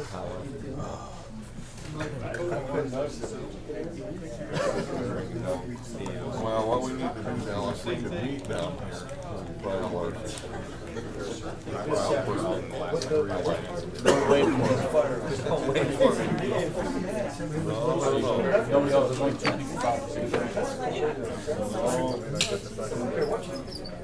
Like Mike Green said, that's a 9-year sentence range. He said, I think that's Was that how much he did? He's done 12. And he's done 12. Some of them were yeah. He's been there 4 times.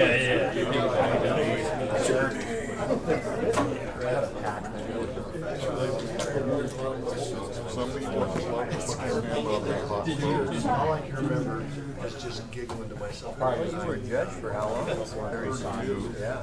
Maybe. So you've done yours. You've done yours. It was a Bugs Bunny. Good job. I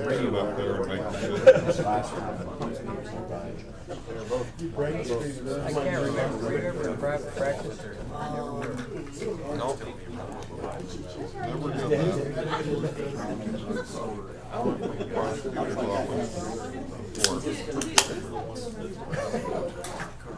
You know, I don't remember.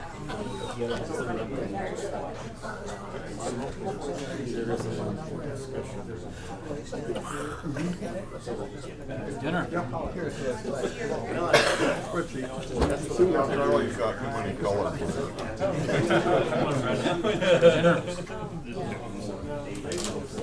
We had a wellness program about a year ago. I never saw any data on whether it was 4:30 again claims. He might be a little bit late. Did your son go down to Denver this weekend? Well, we I had never, I never. They don't Cost want, effective. oh, it's in their gym. It's an amazing lot of money. It is. I want to. Yeah, Mike Peterson got this. Do you guys have city insurance? No, I'm Maybe we gotta figure out a way to. How they do? I don't know. Yeah, they took second two down there. We've had some pretty dandy premium, I can say that. Just kidding. But when you look like that, it's shocking that it's supplemented by any. Well, just below. So what really needs to happen Every single thing we have. all the cities and towns need to throw it together. Broaden it. Well, there is a general pool. I can't remember the name of it, but Wham sort of coordinates Guys ready? all of that. And we just never been a part of it. You have your insurance through the College folks, yeah. They have really good insurance over there.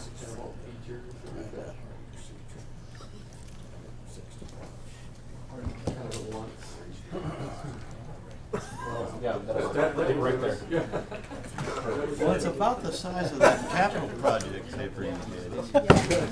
It's been going right. You're on, Carter, anytime. Okay, we're just kind of trying to size this a little bit appropriately here. There's gotta be a middle ground. Yeah,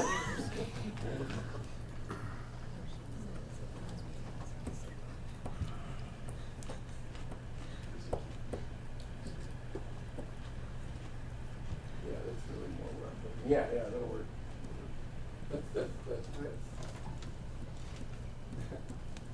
Okay, I don't know if y'all remember the variation of this tool that we used back in the amendment timeframe, but the idea with regard to this is to show you, primarily from a general fund perspective, what the implications are with regard to policy decisions that you make for the budget moving forward. And so, right now, the revenue is above expenses, which is where we want it, of course, and kind of a real simplistic view of what your budget suggests right now. This also represents what your budget would suggest right now in terms of burn rate for your general fund reserve, because you do not have a burn rate. And so the percentages here, although it says negative, which would indicate that the general fund is actually paying into the reserve, that's not accurate. But as you see this percentage go up, that's what you need to be concerned about, because over time that'll tell you how fast we would be burning this column to nothing, okay? this is kind of the area that we would play around with in terms of scenarios that you could choose.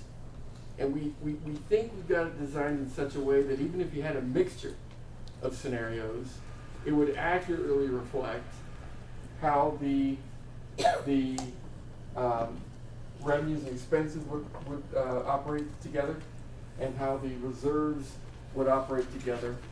Certainly if you talk about cash balances and so forth, that preserves this portion of your discussion to again maintain a zero burn rate, which is, in my estimation, the ideal. So, to look at the selection of scenarios that we try to forecast that you might want to talk about, we have some to consider here. If we can move that up a little bit there, Tom, to some degree. We've got other categories that would allow us to enter a cash figure for scenarios that we didn't imagine you might want to talk about. And so even in that scenario, we think we can demonstrate to you or for you what would happen to your balance with each other and the reserves accordingly. Okay? So just to kind of get us started here a little bit, let's talk about increasing a COLA by, is it already?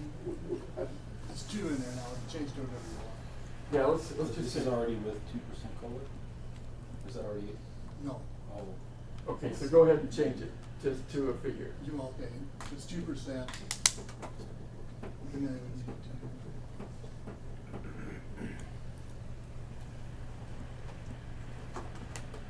Let's just say we incorporate a 2% increase, right? And that's just a place to start discussion, not necessarily a recommendation. Tom has turned that on, and you can see that while it brings that relationship between revenue and expenses closer together, it doesn't violate that balance of dropping revenue beneath expenses, which is a position we don't want to be in, and nor does it impact your reserves, because we're staying within that $1 million buffer that we described right at the very beginning of our presentation earlier. Okay, that's the magic there. Now, if we put in a 3% COLA, as you saw in the budget message, that would just about take away your buffer, because a 1% increase for all the general fund employees takes about $300,000, give or take. And so obviously if you put in a 3%, that brings that balance even closer, doesn't violate, however, and doesn't bring any reserves. On the other hand, if you were to incorporate a health fund contribution of $450,000 out of that particular balance, as well as do a COLA of 3%, we can see what happens. That green line drops below the red line, and that's a period of imbalance all of a sudden. And then you've got a burn rate of 2.17%, which takes until 2064 to eliminate your mandated reserve balance of 102 days, which 2064, maybe we don't care, you know, that far down the road, but at least you have that frame of reference as to how that looks with that type of recommendation being maintained over the next several years. Okay, you see how it all works there? All right. So, what kind of scenarios do y'all want to plug in? Quick, Whatever's up. I would like to go 2% COLA. I would like to see the, what did you say, 450 going into the health insurance. And I would like to see 2 more officers added for SRO. The reason is I know it'll take them a long time to hire them, so we don't pay for them in a long time, but to sit back and say, well, we can't do it anyway. It's a public So you safety bring in issue. a 6. I would bring it Total to a of 6 6. total. I would add 2 more. Okay. So we'll try to estimate a cash impact that would imply right here. The 450 is there. the 2% is turned on, we just kind of use that binary figure of 1 to make that happen. There's about 240,000 with vehicles and training on the initial year, the 2 officers. Are you assuming 150 per, Tom? Is that what I you- put 150, we can put whatever number, I didn't think about vehicles, I just said the personnel. We would have to add the vehicles. And look, so add another 60. That would be a each. cash implication as well. And maybe that's a conservative figure, I don't know, but 200,000 is. It's old, so. Yeah, 210 is what you put in, right? Yeah. Okay, so, is that all in there? That's assuming the district pays half of their salary. Well, it's assuming that the district doesn't come through in this exercise. Okay. My goal would be that they would. I think Yeah. they would. Because I think they ought to pay to play. I think they would. You know? So anyway, yeah, I happen to think they would partner. I don't know to what degree, but we're gonna bring forward a plan that would make that clear. So we've got the 600 year for the 2%, we've got the one-time payment to the health fund, and we have the 210 being incorporated, and it looks like we don't violate, well, no, I take that back. We do. Holy moly, yeah.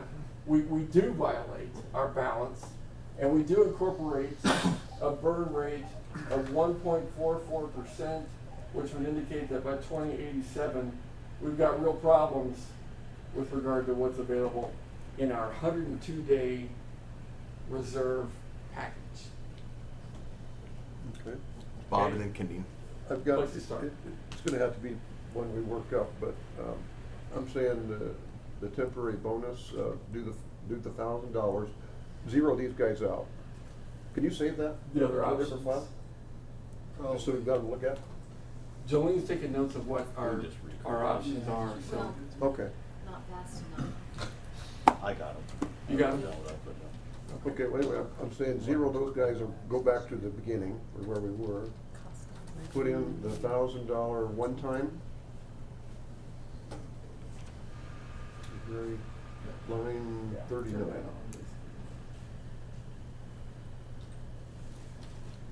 Now, the other one I was thinking about is, there was a brief discussion in our memo that we were talking about the folks that are 65 plus. Those are the 65 plus, and we're still allowing them to be on our insurance. And what we'd have to have is what their cost is, and then the number of people to plug in, just as a plug number.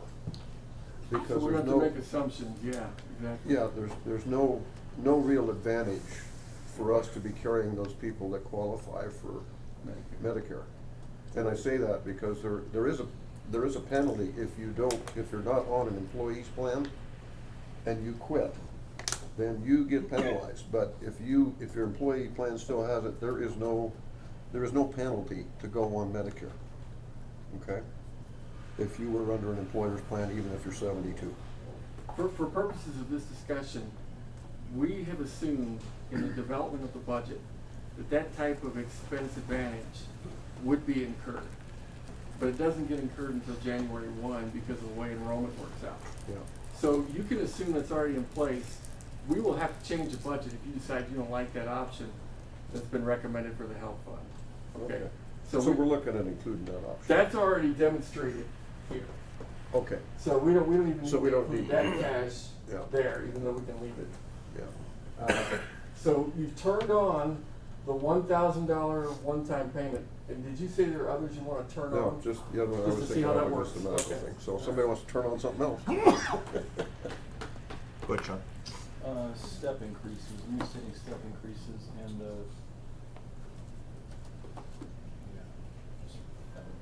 So that sounds like another option. Let's just be real clear about what Bob's suggesting, unless you're adding to it. no. Okay. Before we move on to another suggestion, let's just be sure they see what the impact is here of turning on that $1,000 payment, one-time payment. Carter, can we have your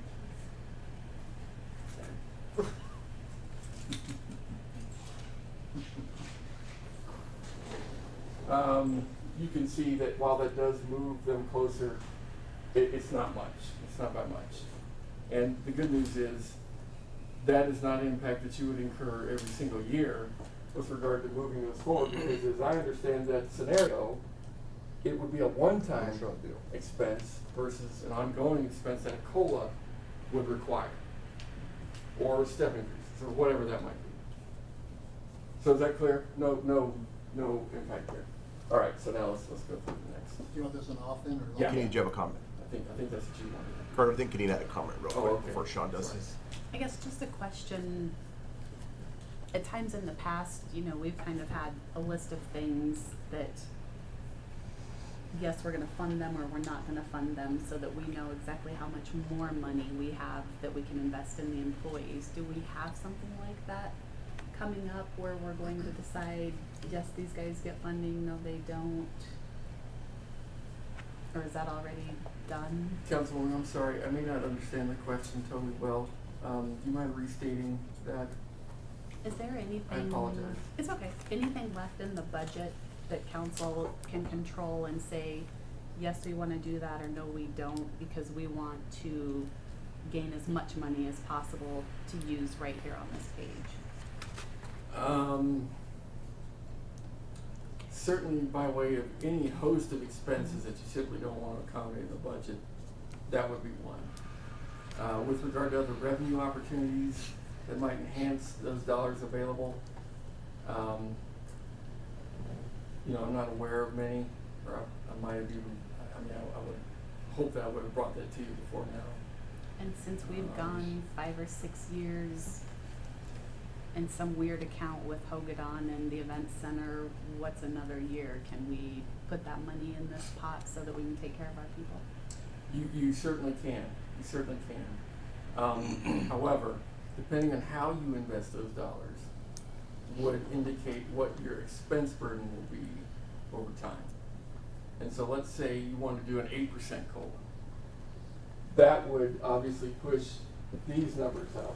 It push these lines into a more precarious situation together, and would carry those imbalances for another year to not necessarily grow, would certainly be an answer to. That would be the result that I would see just off the cuff. Hold on a second. I got Dallas and Chris. Sean, can you wait 2 seconds to do your, okay. Dallas and then Chris.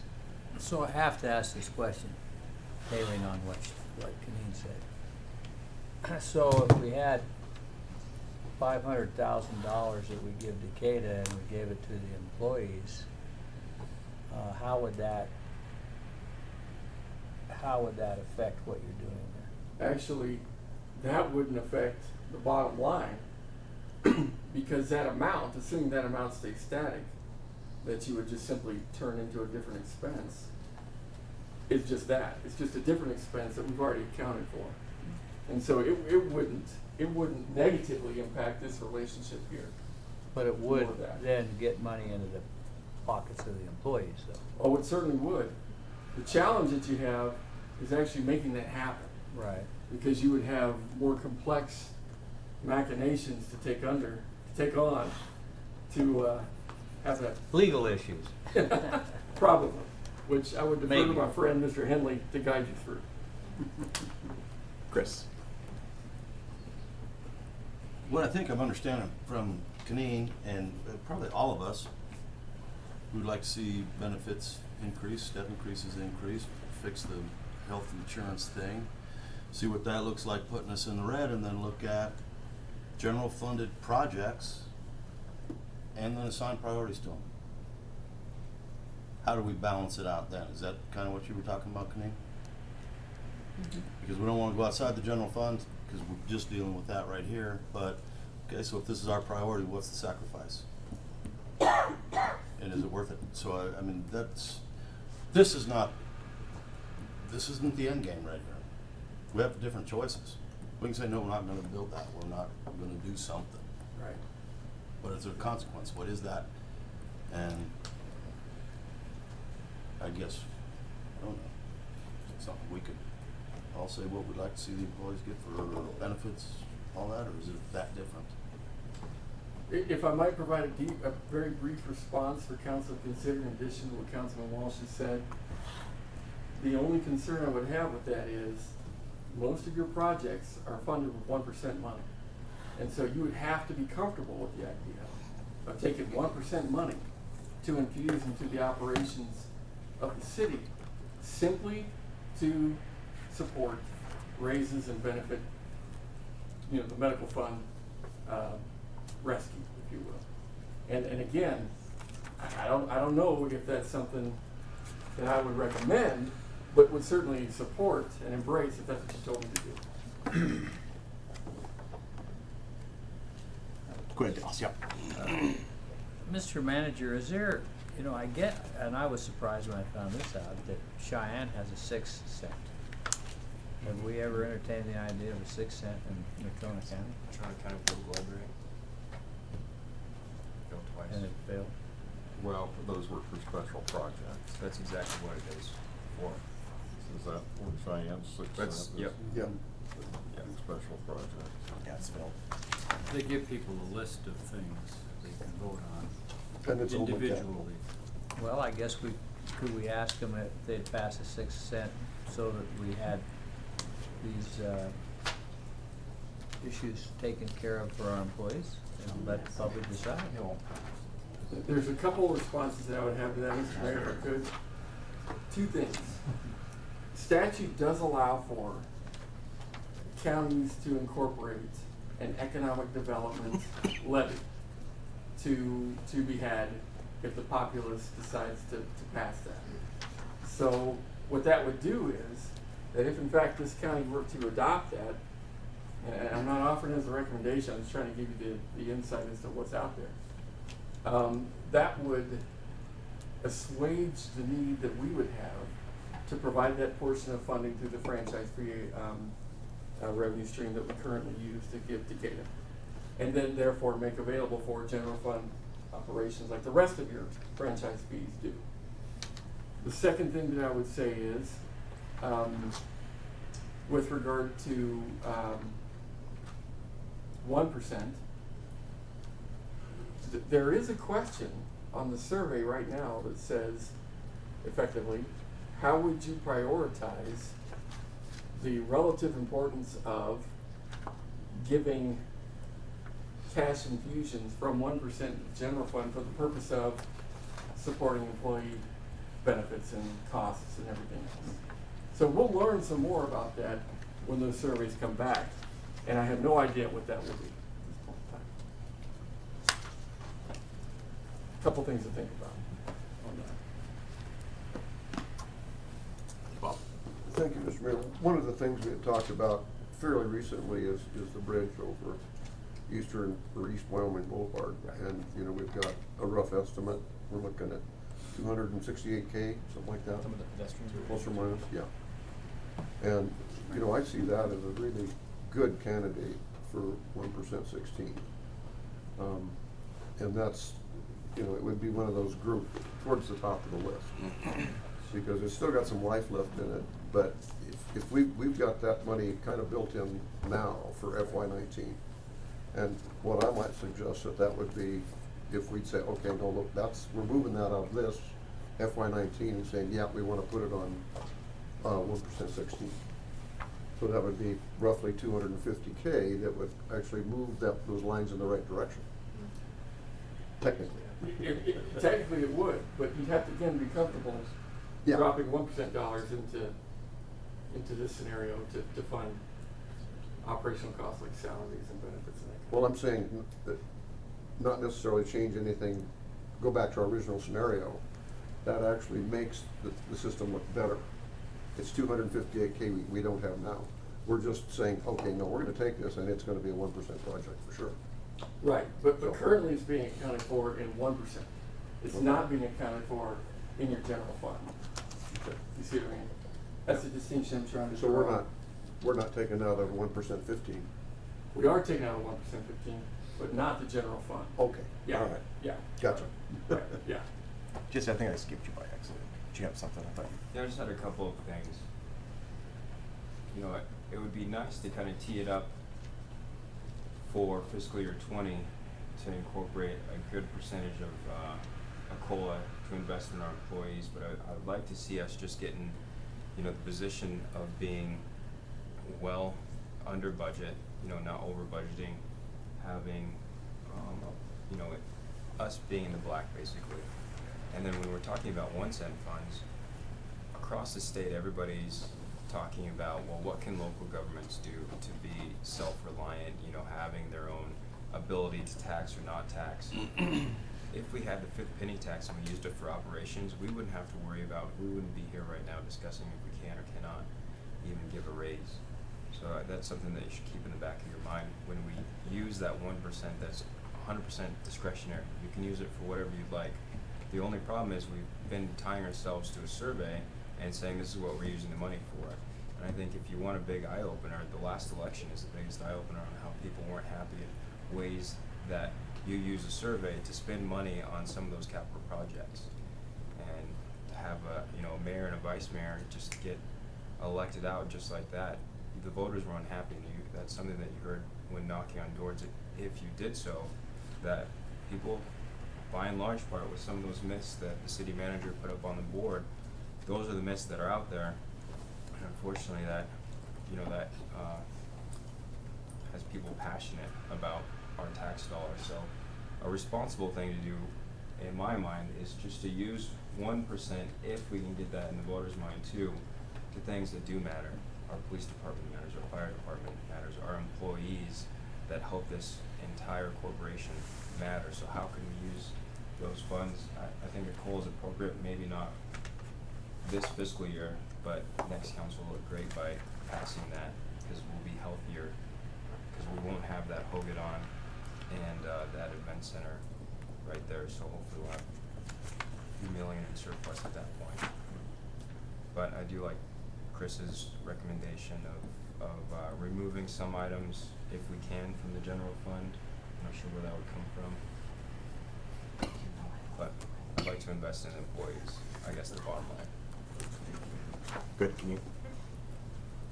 I don't care how we do it, but our employees need at least a 3% COLA. I want their step increases back. I think we owe them the ones that we took away last year, and we need to fix the health fund. I don't care how we do it, but I feel very strongly about it, and I think that for our employees, we should make it happen regardless of what it takes. I agree.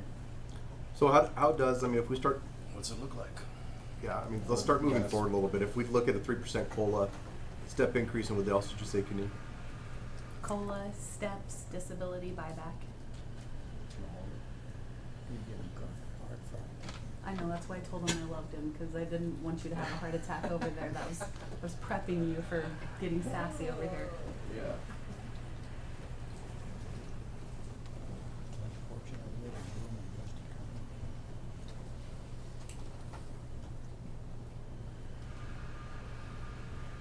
You tell me the health fund or the disability buyback? Or the health fund in there too? There has to be a unique way for us to fix the health fund. I don't think it should be on the backs of the employees, but Renewal? So you wanted? I want world peace too in a tiara, but we can stop there. I don't know if any of you caught where the green line went.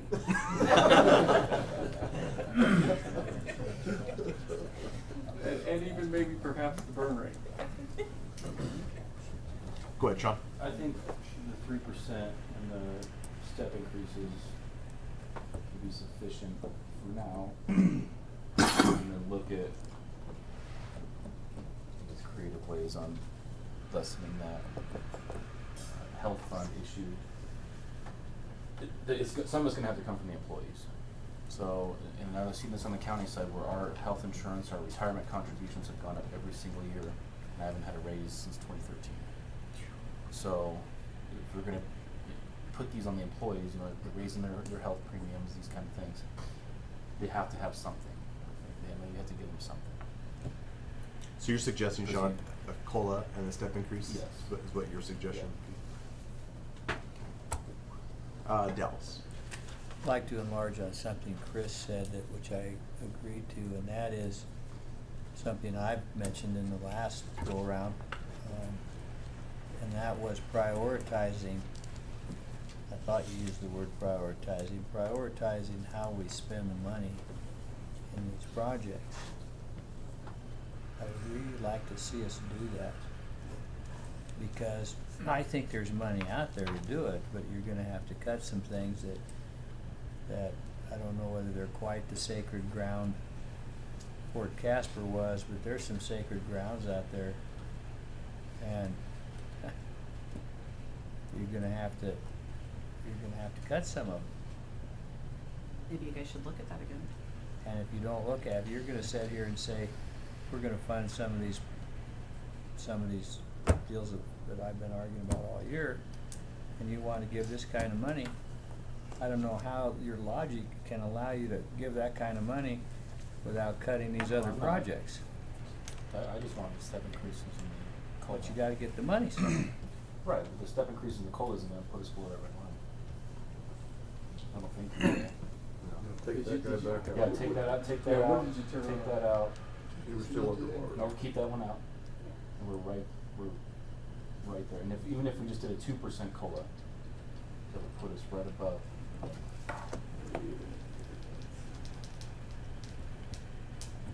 Let's be sure this reflects what the prevailing suggestion is right now. Did you say 3 or 2? 2. That's a 2. Jeez. 2. Yeah. What does this do to this master plan you're unfolding with, Carter, when people say to do this? Well, in some cases, it puts us in a state of imbalance and dependent upon reserves. And in some cases, it doesn't. So, the $1 million you have in wiggle room, if you will, gives you the little bit of latitude to make some decisions. But beyond that, then we are in imbalance, and we're depending on one-time contributions or ongoing dependency upon the reserves if we are in imbalance. And I wouldn't recommend that myself. So what you're recommending is keeping things in balance. You bet I am, yeah. And could you explain a little more detail so everybody gets it, why you want to keep it in balance and what happens if it's imbalanced? Well, so the people that are out there can understand this? The primary, Mr. Mayor, Councilman, the primary directive you gave me when I came on board was get us in balance. And as a matter of fact, I heard relatively consistently every week since that time, are we in balance? When are we going to be in balance? We need to be in balance over and over and over again. He has PTSD from this. But he did it. I don't typically make a practice of bringing budgets to you that are in a position of imbalance, because that creates a lot of problems moving forward, and it creates legacy problems moving forward to be in imbalance. And so, absolutely, I don't recommend a budget that would be imbalanced, because when you have to live on your savings account to make bills, eventually that goes away, because budgets don't typically stay static, nor do they improve from an expense position over time. Most businessmen that I know, not all of them, that are very careful with balanced budgets, when you say spending your savings account, you might as well stick them hard with a hot poker, because that just tells them they're going down the tubes. And the more we run this like a regular business as closely as we can would be my recommendation. That's why I have been saying that to you. Sure. And I keep saying it because it's so important you just got to do it, that's all. Somehow you got to do it. The only other thing I would add with regard to that, if I may, Mr. You Mayor, is that unlike the private sector, we don't get to shut down product lines or close stores or whatever. Because it's real, our store face is streets, parks, police, fire, etc. for the general fund. And closing a street is not an option. Or not servicing a side of town is not an option. And so that's why this balance is, important to. Well, what did you do in Gillette? What did you do in Gillette when you had to whack that budget $60 million? What did you do there? Mr. Mayor, Councilman, the biggest thing that helped us a lot was what we could shed by way of capital commitments. And that gave us a ton of room to work with. And so in a lot of ways, we were able to take advantage of timing in that regard and defer things and that sort of thing without causing a lot of problem. The other thing, however, that we did was we concentrated really, really hard on this relationship and this relationship so that we could sustain ourselves if indeed we had further drops through the floor, which I can tell you we thought would never end. And so that means we had to look at jobs really closely. We had to look at other operating expenses. We had to look at services. We had to consider raising a fee at the pool, for crying out loud, which brought them out of the woodwork in opposition to, because there was no fee to get into the pool. And so we had to go through a lot of that conversation. And ultimately we went through layoffs and we went through service cuts and we endured comments about communist pool management and parks that weren't being mowed and all that kind of thing, or going brown and so on and so on and so on. And Tom and I, man, we were in those trenches. So that's what we had to do, and I hope we don't have to do that here. That's again why we'll have to watch out. So I've got a lot of people online. I got Chris, Mike, wait. Charlie, and Bob. So go ahead, Chris. When I look at the capital projects, the ones that are not listed as 1 cent are cap res, and so where's that one coming from? We got to look at that real quick. What does it say? Cap res, and so is that the? Oh, okay. So that would probably be Fund 30, right? Wouldn't you say? Yeah. And so that's effectively a cash balance that you have used over the years to fund capital projects that weren't necessarily, in this case, what you're seeing are for projects that wouldn't necessarily rise to the level of a 1% type project. There's several of them in there that could be, if we wanted to do a lot of these things and wanted to reduce funding or something like that, it would be outside of 1 cent. Right. And that money, I think, would be a real good application for your health fund contribution, because hopefully that's a one-time contribution that we can avoid moving forward. Because again, as you continue to use that cash balance, it eventually is going to go away. And I'm hoping it's just a one-time contribution versus a salary support over time, because that's a limited, finite amount of money. But I think it could very well apply to the health fund It's under discussion. capital funds on page 4. I mean, those are some of the projects there that we could prioritize and say, okay, we're not gonna do network threat protection there, jack, box office upgrades at the event center, banquet pull down gates. So you just sit there and say, no, you don't need them. Because that's what we're saying to the employees. So it's one or the other. And maybe all or in part. Just as a matter of information, you'll see this discussion in the budget message. Fund 30, as Councilman Walsh has correctly identified, does fund not only projects that you see there, but also projects that you would see in your capital plan spreadsheet as well. The Midwest Phase 2 is a good example of that. It's a pretty sizable project that we aren't trying to sack with 1% funding. And so, It's anyway, listed with this capital reserve though, that Midwest Popper David. right, that's it. That's a $2.2 million project, right? Yeah, but it's slated under the capital reserve. It is, absolutely, absolutely. And so the balance that you would have, even if you did adopt all of those projects, is in the neighborhood of 3.2, 3.4 in Fund 30, which is the fund that describes. And so even if you did do those projects, there still would be dollars, but obviously those dollars wouldn't go away as quickly if you deferred those projects.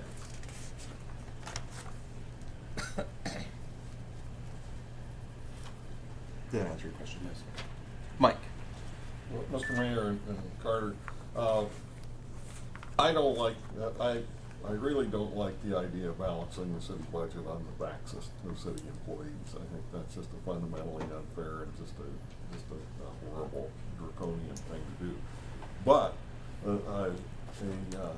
a question that lingers in my mind is if there's been any kind of a study or anything, and I don't like to use the word comparable worth because, you know, but for instance, you know, what we're paying a garage mechanic for something versus what what someone else is paying. What Sure. we're paying a supervisor that supervises 6 employees, an office of 6 people versus, you know, what the state or counties or anybody else is paying for that kind of a thing. Because I know that, you know, the state's engaged in those kind of things over the years, and sometimes they found out that, well, over in this department, they're paying like this for somebody that over in this other department, they're paying this much for someone.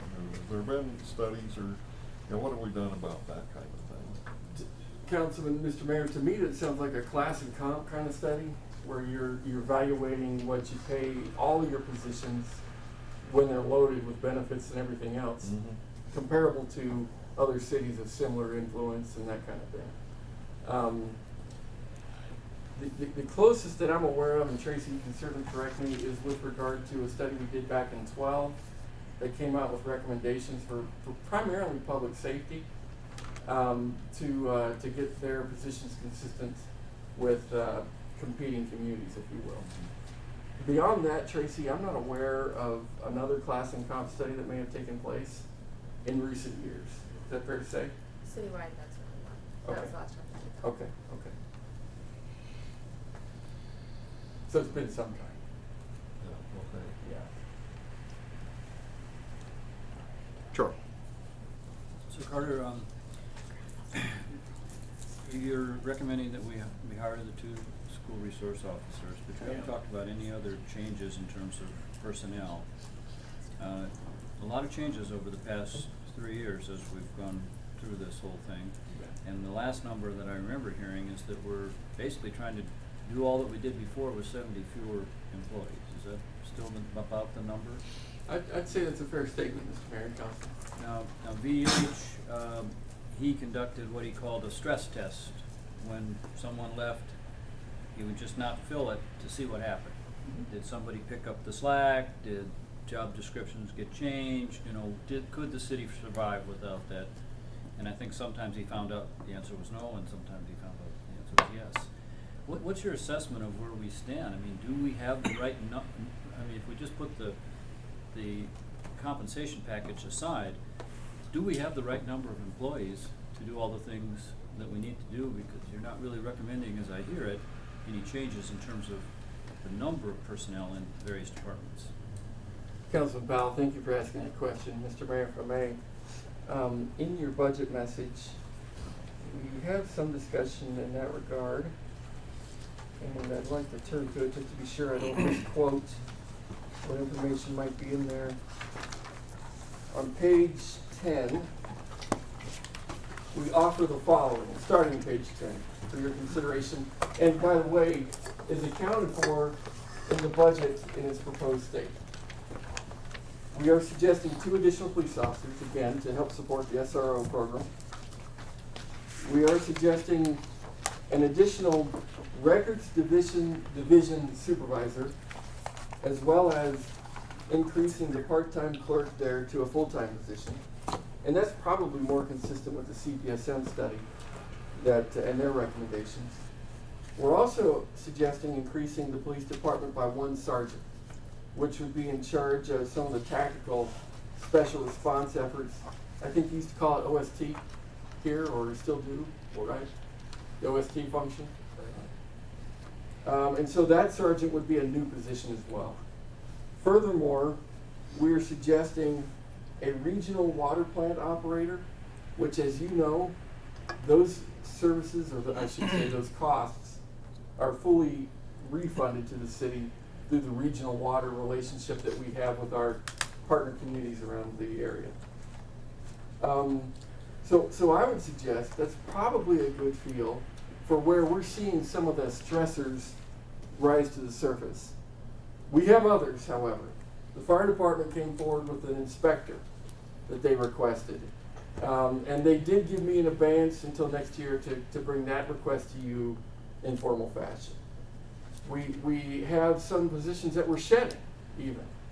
Mr. Cortez and his oversight of his department have offered positions that we would like to take advantage of in terms of not funding, that have come together through natural attrition, that would help, frankly, fund some of the positions that we are requesting your approval for. And that is about a 64% cost recovery for the positions we're requesting that I just described. The attorney is looking for an intern and has already actually started the intern already? Until the 29th. 29th, which is a very minimal cost with with regard to the overall perspective of what the general fund does, but that is an impact that we'll need to accommodate in the budget as well. So to answer your question, I think that's a pretty good indication of where we might be in some stressors given the shedding of positions we've taken. Because we've been able to give some and take some and massage a lot of the repurposing opportunities we've suggested as well, which is also in your budget message in detail. Bob.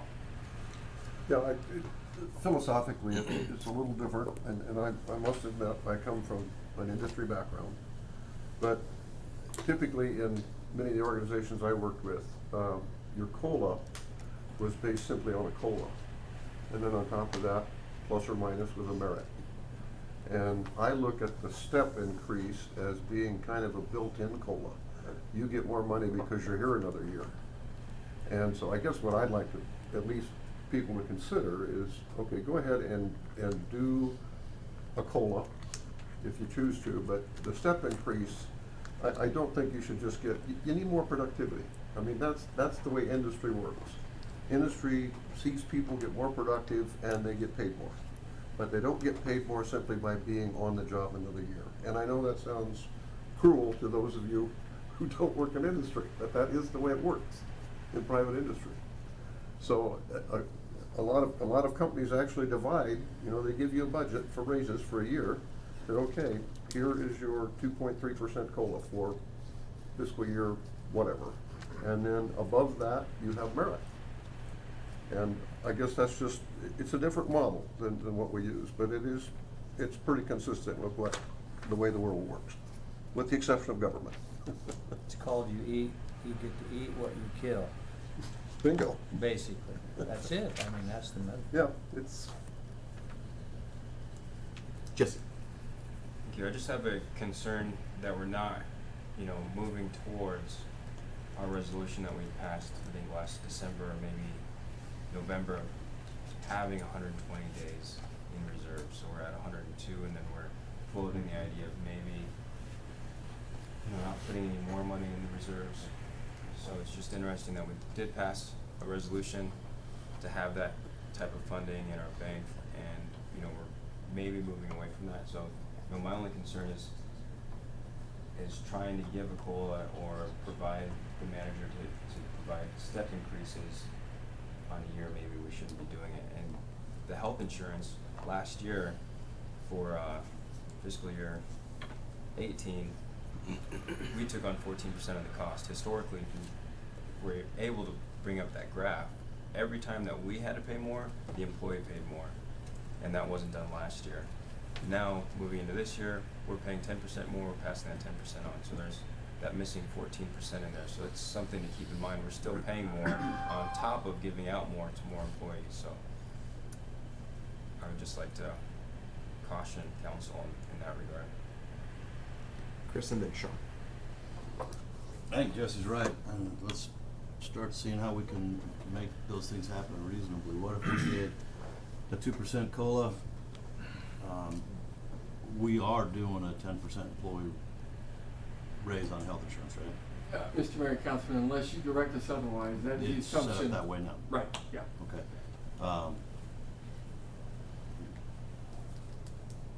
And has our contribution gone up on the health insurance?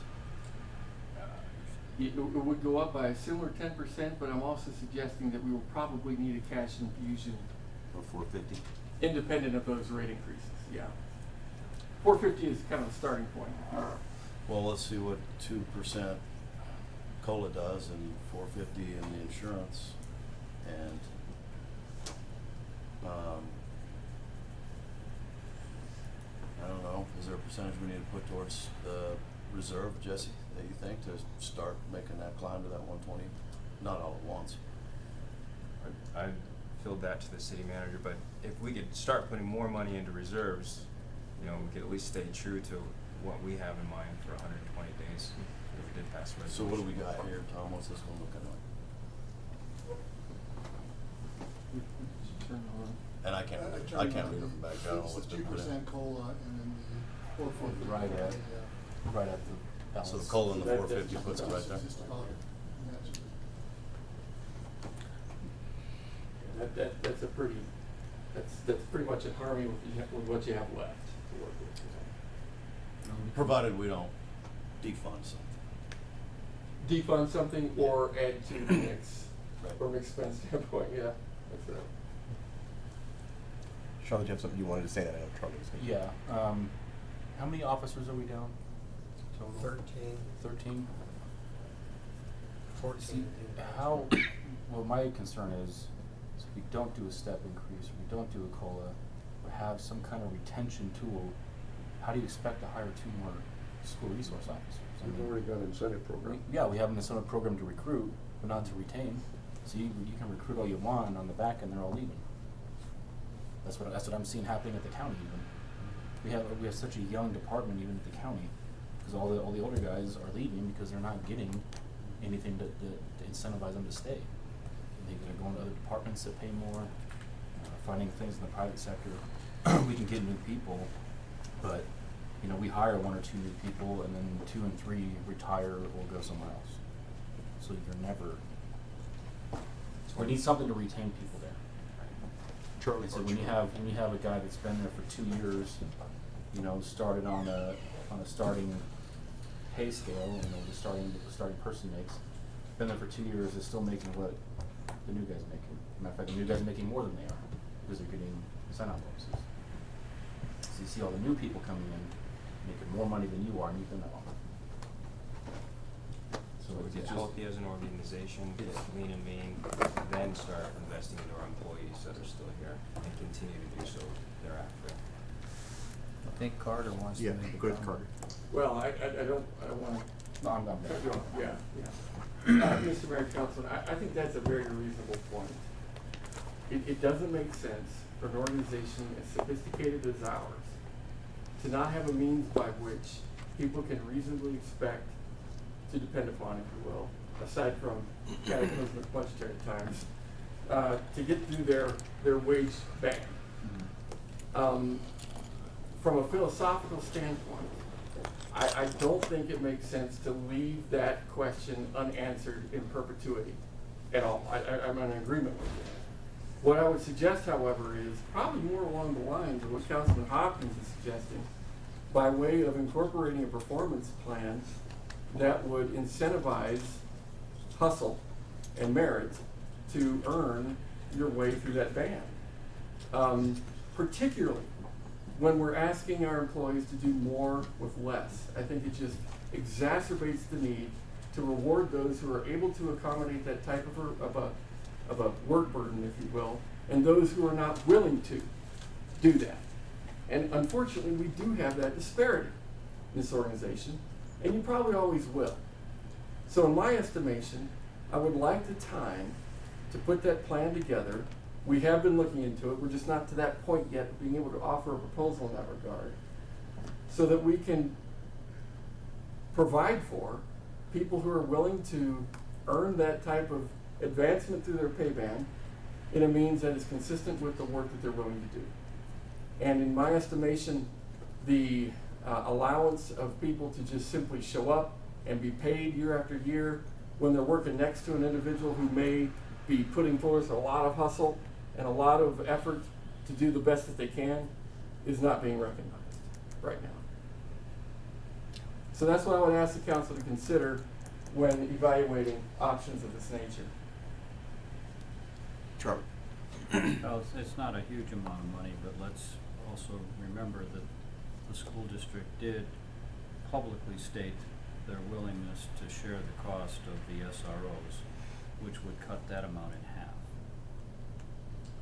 Which would cut, It would be 105 instead of if we 210. turned that on, yeah, the 210, you're right, right. And my weakness, Mr. Mayor, Councilman, is that I don't have that commitment for you to be able to count on as we put the budget together. But I do feel very confident that they want to work with us and do so in a way that both agencies can plan for over time. I'm confident of that. And that would add to this favorably, because right now we're only assuming status quo with regard to what the school district provides at this moment in time. So that would help as we get further down that road. So really quick, on Mike's next on the docket, but I was gonna say, so Chris, this is your proposal that would you restate it for me again, so I have it? That's, should be just 2% and then 450 to balance. For the it help, out. for the help, okay. Mike. If we're planning on counting on that 105,000 or whatever, you know, for the school district paying half of that, I'm wondering if we should tailor it into the budget that, you know, that we're budgeting for half of this cost. Because I can picture those guys sitting up there on the hill and saying, Yeah, they're just oh, gonna well, go, they budgeted it already, oh, we'll just let them do it. They gotta You know, Then we just do one. Yeah, but frankly, I'd like to add 2 more officers, you know, and have them pay for 2 more officers. So you'd like to turn on that scenario that pushes 2 more officers into the mix for the SRO function? Well, Is that what you're saying? Or? I'm saying that I would like to have 4 officers, but I don't think that's gonna happen realistically. But if we are wanting to count on them paying for half of that, I think we should tailor that into the budget so that that's reflected, so that there's no mistake on their part where they're sitting there saying, oh, well, the city stepped up to the plate and they're paying for all of it, we don't have to. That would add 4 if it was, that number was cut in half. Yeah, because I may not be following exactly. He's saying, Well, I'm talking about 2 different things, kind of. Okay. One is strategically in dealing with the school district, make it clear to them that we want them to pay for half of this. Gotcha. Setting that concept aside for a moment, I'd like to see having 4, because the idea that you got, like right now, you got 2 guys covering the whole town. You might as well not have anybody. So now we're gonna have 4 guys covering the whole town. That's, you know, It's not that much better. at some point, you're just throwing feathers in the wind instead of doing something that's actually. So, Mr. Mayor, if I may, to understand real clearly, you're suggesting we build into the budget how many in total that you'd like to see toward that effort? Because I think that'll help me understand what that number ought to be. Well, I'd like to see 4 more officers. So total of A total. 6. Total of 6, because we only got 2. We have 2 current. 2, yeah, okay, yeah, a total of 6. Okay. 4 additional. And then budgeted at the district price. Yeah. But then And Well, show they in the basically pay budget half. that whether if we only have 2, as in that 210,000 figure, show in the budget that we're counting on them to pay for half of it. If we say we're gonna have 4, show in the budget as a footnote or however you do it, that we're counting on them to pay for half of it. And Mr. Mayor, Council, I'm really hoping we get a better deal than half. And so, if you authorize me in such a way, half is where we start, not where we end.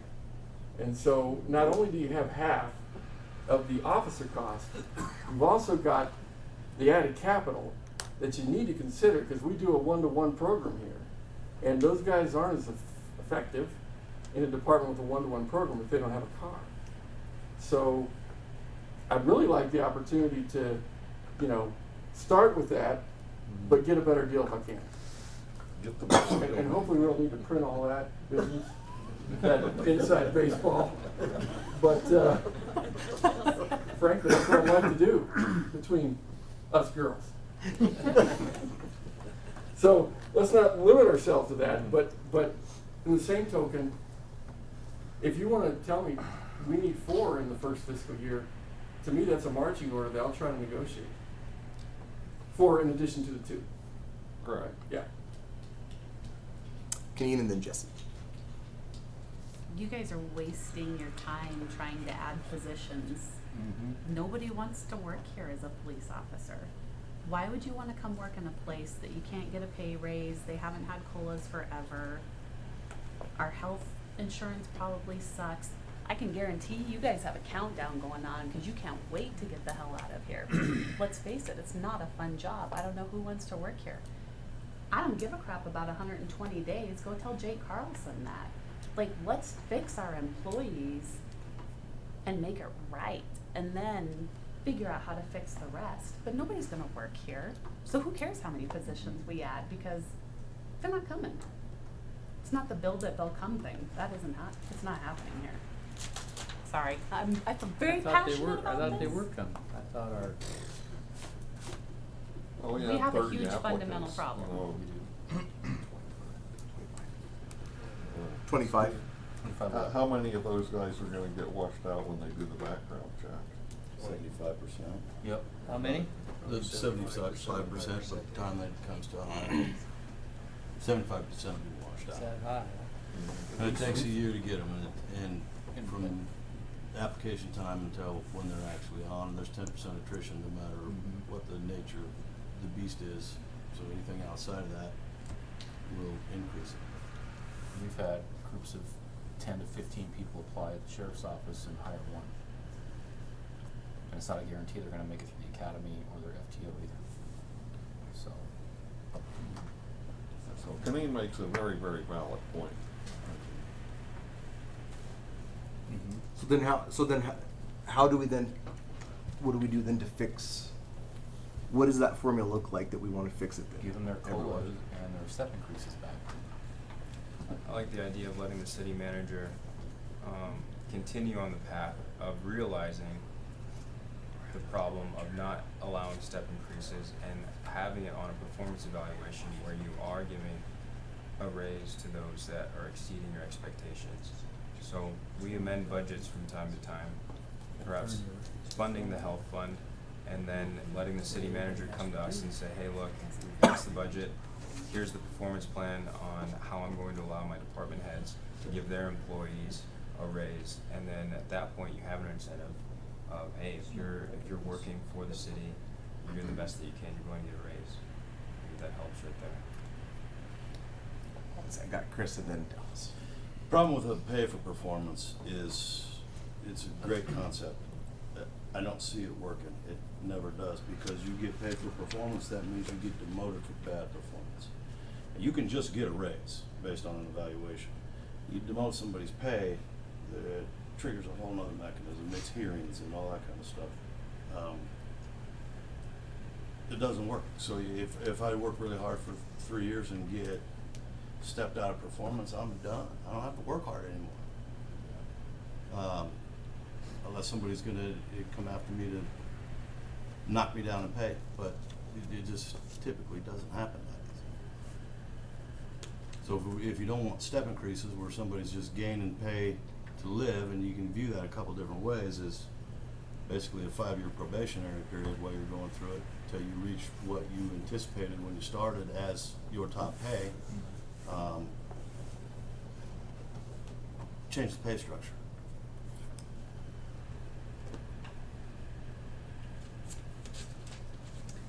Dallas and then Mike. Carter, you understand all this, don't you? I mean, you understand what's going on in the police department. You're not hearing anything new from what's being said here, I don't think, are you? And you're prepared to handle this, aren't you? I mean, how we're gonna do this, we obviously, I think sometimes the scenarios get painted more darkly than they really are, but I'm hoping we're gonna be able to hire police officers and pay them enough and keep them here. I mean, and I'm guessing you wanna do that, don't you? Absolutely. So how do you answer some of these things that are being said? I mean, it's, I don't know. Mr. Mayor, Councilman, I don't want to appear disrespectful by any means, but I don't necessarily agree with everything that's being said right now. While I know that there are individuals that are struggling, I completely get that. I don't think the department sucks. And I don't think that working for the city sucks, even if it's in the police department. And again, no disrespect intended.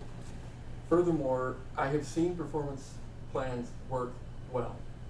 And oftentimes that means that supervisors aren't carrying the load of honestly evaluating their employees. They're not worthy supervisors. And I've dealt with that in my career. So it's no doubt, it's a twofold expectation that employees need to have the bar of accountability raised with regard to what they contribute to the organization. Supervisors need to have that bar of accountability raised as well in terms of how they review what employees do. And if you don't have both working, Councilman Walsh is absolutely correct, it doesn't work. I'm prepared to tell you that if indeed I bring you a proposal that rewards employee behavior, it would not come without that two-sided expectation that supervisors got to be willing to supervise and share the bad news when the news is not good. And I've seen it work. I've implemented it in one community that I worked in prior to here, and had the benefit of already coming into an organization that had the program in place and pretty well foundationed. And in both cases, we were able to not only reward good behavior, but help others perform better, or move them out of the organization if they just weren't willing to do the job in the manner that we expected. And that's what I think the ideal is, frankly. But again, please don't take that as an issue of disrespect. I don't mean it that way.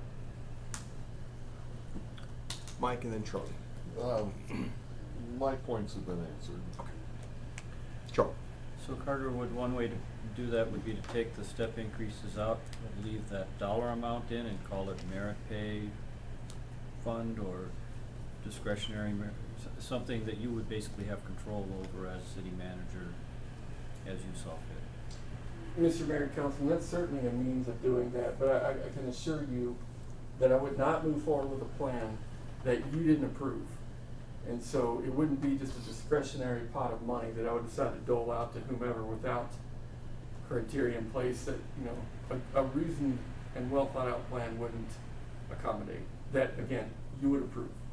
But you would have to have a budgeted amount for to even go down that road, right? We're doing a budget sure. now, so you have to have some money to Without have a doubt. available for that, whatever it looked like. Without a doubt, absolutely. Jesse and then Chris. I just wanted to reiterate the possibility of approving a budget where we have a surplus of funds, and then once we're away from having that state distribution money or above the cap funding, at that point we're already going to be healthy enough that we can use that 1.3, 1.4 million, whatever it is, to put directly towards our employees at that point, which would be great. You want a COLA? Well, at this point, we got the state funded $105 million is distributed to all the municipalities in the state of Wyoming. We're healthy enough that we're not dependent on that, and we're going to reinvest that into our employees. Chris. Yeah, I would like to see what our next step is. Bob's recommendation worked, Sean's worked. My first one, when I say worked, left everything balanced. Mine, Keneen's didn't balance it, my second one balanced it. Huber's balanced. So let's do something, add a different plan to it, or do something, or go home, because we're sure pounding our chest, but we aren't accomplishing anything. So what do we want to give a recommendation for this for the city manager for the city? Like Chris said, there were a couple different ones that were put out there. The 2% COLA, the 450 for the health fund, step increase. What are we looking at? So we'll go Dallas, Sean, and then Chris. Okay, so something I've learned since the last go-round is that you can amend the budget. So, which we did, major league amendment. And so I think the manager and his staff have a good plan in mind. And I think that it's, nobody has a crystal ball. But knowing that it can be amended as we go, if we have to. But this being in a boom bust society, I mean, I've lived here all my life. I've been through this in every one of them that I can remember, having to do the same thing in my own businesses. And so I understand what's happening. Now, he can get this in place the way he has outlined it, and if everything goes well down in Converse County, it may not even be a problem. But I think too much tweaking outside of his plan, it gets things unbalanced. And we all want our employees to do well, and he does too. He's not putting something together that's going to cause all the employees to walk and everybody to be upset. Because I think when they see all of this, they'll see we're moving in the direction, and the economy's moving in the direction where the ship's going to right itself. But Jesse's right. We've got to do these. We've got to follow major accounting principles here. And when this hasn't happened, this is when this city was getting in trouble, and you can see it when there were all of those 0% up on that board because nobody paid attention to it. Now we've got a city manager and a CFO and people who are watching this and paying attention to it. This is a problem he's inherited, and I think he knows how to solve it. And it isn't going to be a happy moment right now, but I think that as we go, it will become a happy moment. So Dallas, is your suggestion we stay with the recommendation of what Carter's come up with? That's my recommendation. Okay. That's your recommendation. I mean, he knows more about it than I do. I mean, Bob, I think, has an understanding of some of these things, and so does Chris, but I don't have an in-depth understanding of this, so I have to rely on the guy that we all hired and said, this is the guy we want running the city and figuring this financial plan out. If you don't take the advice of the experts, then why hire anybody? Sean, and then Chris and Bob. I think a 2% COLA should happen regardless, and then have Carter come to us with his performance evaluation step increase thing sooner than later. Okay. I think a 2% COLA is warranted. So 2% COLA, and then have Carter come back with his plan. Is your suggestion, Sean? Yes. Okay. Chris. I think we list that as 4 school resource officers properly reflected in the budget so that it does not show us funding 100% of each of them, but funding half of them, because if it doesn't work. So that number doesn't need to change. That would be 4. 2% COLA. So the additional 2 SROs don't change that line at all if the school district gives us the money that they claimed. They're not in there. Mr. Mayor, Councilman, we have accounted for 2 additional officers to bring the total to 4. At full price. No, at status quo price, meaning the school district pays $105. So if indeed the agreement that we put together brings more to the picture, that helps.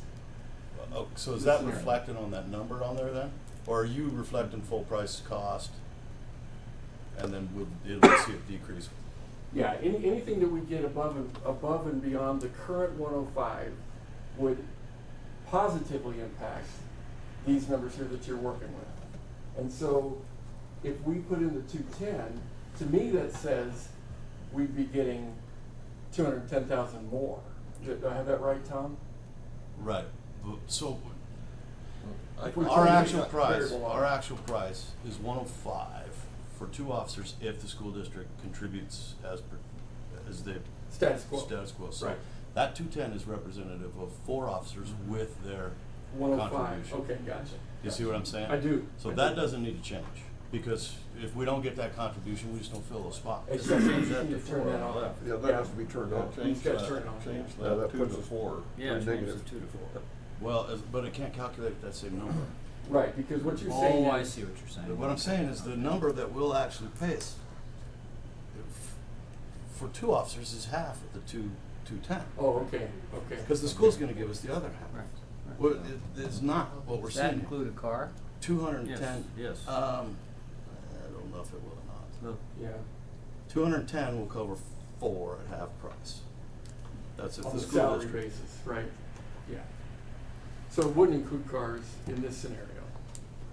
The cars would come somewhere else. Yeah, So if from we've us. got those SROs in there, and that should not change what our budget looks like. And you said 2%. 2% COLA, right? 2% COLA. Change that to. And then we take, because it worked when Sean said 2% plus steps. So if we take 2%, and then we take, hang on, Hold up, we guys. take the money that we were gonna put aside for steps, and you're not gonna get that started right away. It's gonna be a bit. It will be a bit. So if yeah. you said, all right, at least this year, I mean, it's gonna take a while. All right, we earmarked 225 of that for potential steps, and 225 of it goes straight into the health fund right now. And then whatever's left over of that total would revert into the health fund if say it took a year for the pay for performance came about. So- And if it didn't, then you can start funding performance measures. Gotcha. So we don't need to turn this on because we wouldn't be incurring an additional expense No. of 210. Uh-uh. We just wouldn't hire the positions if the school district doesn't come forward with at least an additional 105, right? Right. Right. Well, if it was 2 more, it'd be another 210, right? Well- 105 per. 105 per, so in other words, I'm Or I'm per suggesting- pair, is that what you're talking about? Yes, exactly. Okay, all right. Yeah, yeah. So it'd be another. It'd be another 105 in revenue, but also another expense that we would incur. So I think for I mean, you purposes could of put this, 4 in there and turn it knock that on. number down to 105 if you want. And it does the same thing. It does Right. exactly the same thing. Yeah. But I know that Sean's lines balanced out when he said 2% in COLA. So if we did 2%, the additional SROs, that's just kind of a flat line, and then you get that other money to create a line item for pay for performance and take half of it, put it into the medical insurance. So let's turn that one on then, right here, because that's the same number, just a different category right here. So, yeah, turn that on. And then, did you say the 450 for the fund off? Just cut it in half. So I Cut- said cut it in 250, half, but I okay. was wrong. I should have said, So we've gotta put a half in there, what one is. yeah, what, 225? So 225 is what that figure, yeah. But not 450, yeah, just 225. And instead of the step increase full number, it would be 225 that you'd have to work with. Right here. Yeah, I can't see it from back here. So Should that be the 300 versus the 225? Oh, I see you split it. I don't get it. Basically. And that puts your yeah, I target just in a split positive the position. 450. That's what you're saying. I was trying to follow you on the 225. Okay. Yeah. And that is a balanced representation for those who can't see that. Okay. You got all this, Mr. Yeah, Secretary? I'm getting it. I got Bob, Charlie, and then Dallas. Dallas, I was on the other side of the hammer, you know, when you came on board. I said, you know, we gotta spend some money, but tonight, you and I we're like peas in a pod. However, I think. What's going on? I think we're pretty close here, but I would like us to just, as an agreement of council, to say, look, if we have unexpected revenues coming in from sales tax, let's put it somewhere in savings. Let's put it in health and Well, wherever we're. paying off we're our at, health let's bill pay would our be- bills. Let's, Yeah, paying off our health bill would let's be a get the good bill thing. collectors off. So Bob, you're basically in line with what Dallas said, correct? Yeah, I can live with this. We're pretty close. You could live with this right here, that Chris just proposed. Yeah, I prefer to just let our manager work on a different pay arrangement and come back to us, but Charlie. I agree, Jesse, it would be nice to get to 120 days, and, but I think we should all step back and recognize that probably 95% of the municipalities the size of Casper would love to have 102 days in reserve. We are fortunate that we have a reserve of that magnitude. And it makes sense to me that reserves are gonna fluctuate in our boom-bust economy. That's what they're there for, is to cushion those things a little bit, so. And with a burn rate of 0.24%, all of us will be long gone before that would be gone, before that we would burn through our reserve. So I think, I support this. I think it's reasonable, and if you're right, it doesn't increase our days of reserve, but that will come later, hopefully, if the oil play in Commerce County happens, like we hope it will, and other things, that reserve will start to build up again. But we can't do it and then just short our employees. We just have to do at least this. So I think this is a good plan. Dallas. So a couple, three things. One is, getting back to what Chris said earlier about looking at these other issues and prioritizing them and then cutting things. That's the only way I'm gonna go for changing those numbers, is that we cut something that we, by golly, really don't need. And we got 2 or 3 things in there. And I don't know what they are for sure, but there's gotta be a time when you just don't spend money on stuff that isn't that high a priority. Because in doing this, are you still gonna be able to balance this budget? As long as that green line is above the red line, we're simpatico. So we're okay right now, because I'm colorblind, I can't tell which Oh. line's on which. I think you're We right. are. I think you're right though, Dallas. I think we should look at it. Right. I think we have to do that. This is the time we need to look at it. The other thing is I thought, I woke up in the middle of the night with a brilliant idea. No, you didn't. Yes, I did. It was Does it have to do pretty, with it the was casino about 7 in downtown? the morning. If it doesn't have to do with the casino and I keep looking downtown. back at the police department because it's about them, and I think we should restructure how we handle the police department. Now, what happened, and I don't know if my mind's right here, but the city or the mayor down in Cheyenne says that the water and the sewer and all that is in a different entity than the city. They have a $50 million budget, and they've created a separate entity and they fund the water and the sewer and the garbage, and it's not part of their budgetary process. I think that's what we should do at the PD. So they don't have to fight this boom and bust. Crime don't care about boom and bust. Blowing up schools don't care about boom and bust. So it may be time to get out of this old-time box about how a PD is funded and how it operates financially, so that certain funding sources, and this is what you guys have done, that not you, Carter, I'm not pointing at you, I'm pointing at the wall. A couple guys here, where the way you funded CADA, where they're on a streamline and they get the money no matter what the buster boom is. Now, I like the idea of that, but I only like it for the PD. The firemen have their union. So if we put Tom to work and he straightened that out, these guys wouldn't even have to be sitting here, and we wouldn't have to be hearing what Kaneen said, because that funding would be in place and they'd be somewhat impervious to the boom and bust cycles. I think we have to do it with police, Carter. I mean, where I really wake up in the middle of the night is these school shootings. They're really bothering me. And to have the conversation, Mr. Mayor, only give me 2 more minutes. To have the conversation of getting a couple more resource officers, and what you come in and say, we're down 13, 14, Captain, is that what? And we're not addressing that. 2 resource officers would be great if we had the other 13 or 14, but we're really down even 2 more because of the current problem with an officer being wounded and another officer, they're both off work, so you're really down 15 officers, right? Right. So what would it be like if we had a PD that had this solid funding, these streams of funding?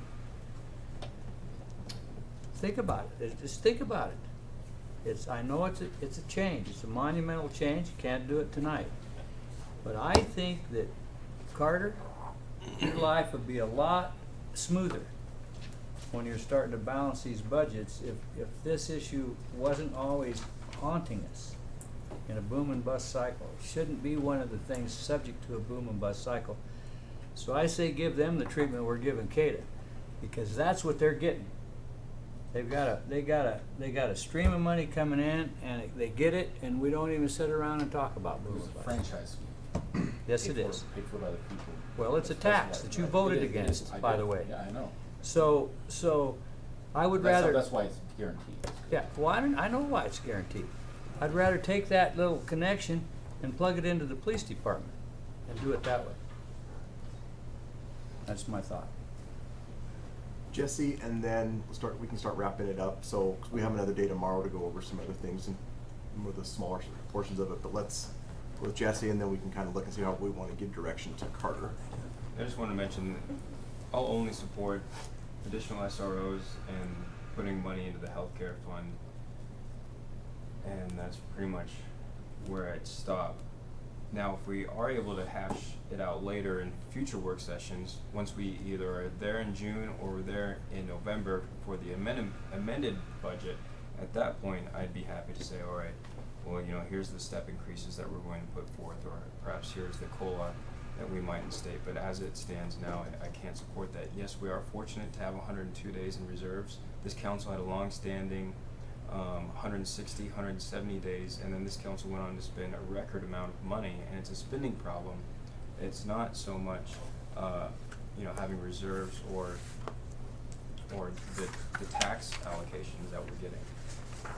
So from that 170 days, now we're at 102 days. We passed a resolution to have 120 days in reserves, and we're not even going to do that. So, you know, my problem is a spending problem. We incurred 14% on our healthcare fund last year. We didn't pass any of that on, and then we're going to incur another 10% moving forward, and then pass on 10%. So there's still 14% missing there, and we took that on ourselves. As soon as we put more money in towards the COLA, of course, our expenses go up. So, you know, my problem is just the spending and having that mentality of that's what reserves are for. When we had a 29% burn rate, at which point it was pointed out that we would be out of funds by 2020. That's where I have a problem, is the amount of money we're spending and what we're choosing to spend it on. And I like the idea of going through this and picking out those areas where we don't need to spend. I do like that because that's capital reserves, and we can put that money elsewhere that we see on the board. But right now, I'll only support those two things.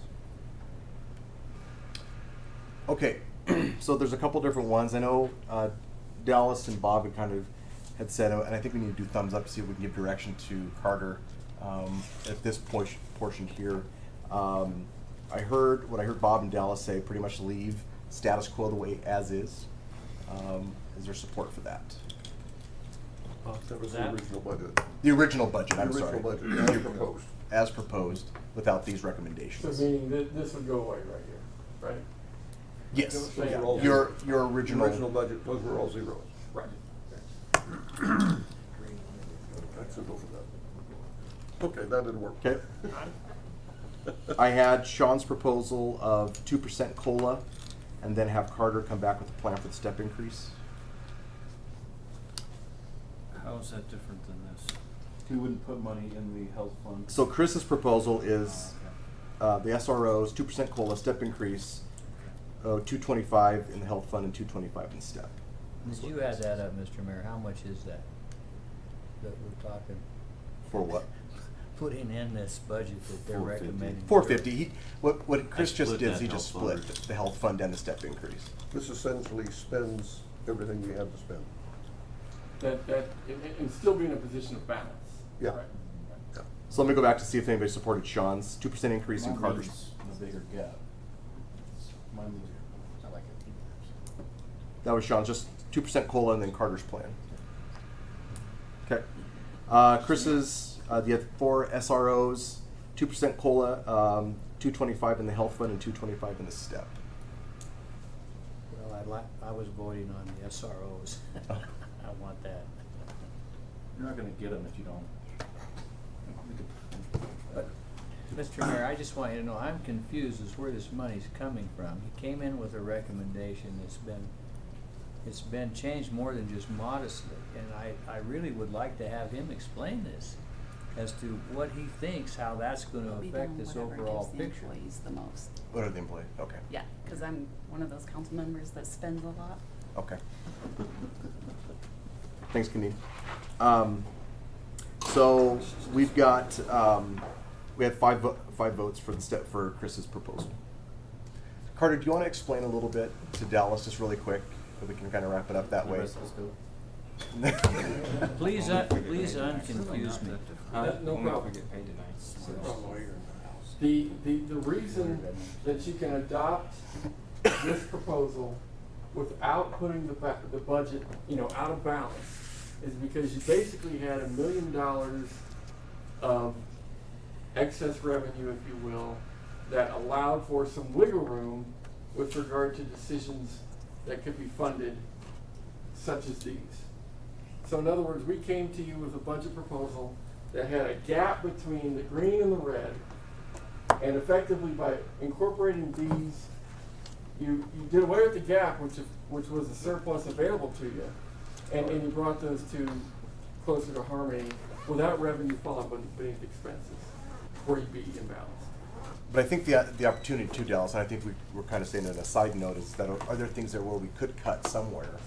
We're looking to check priorities on things. You know, That's the priorities. thing that I like what you've done, because I do want to support the employees totally, but I want to know where we're going to get the money, and I think we're spending money on things, but I'd rather spend it on the employees.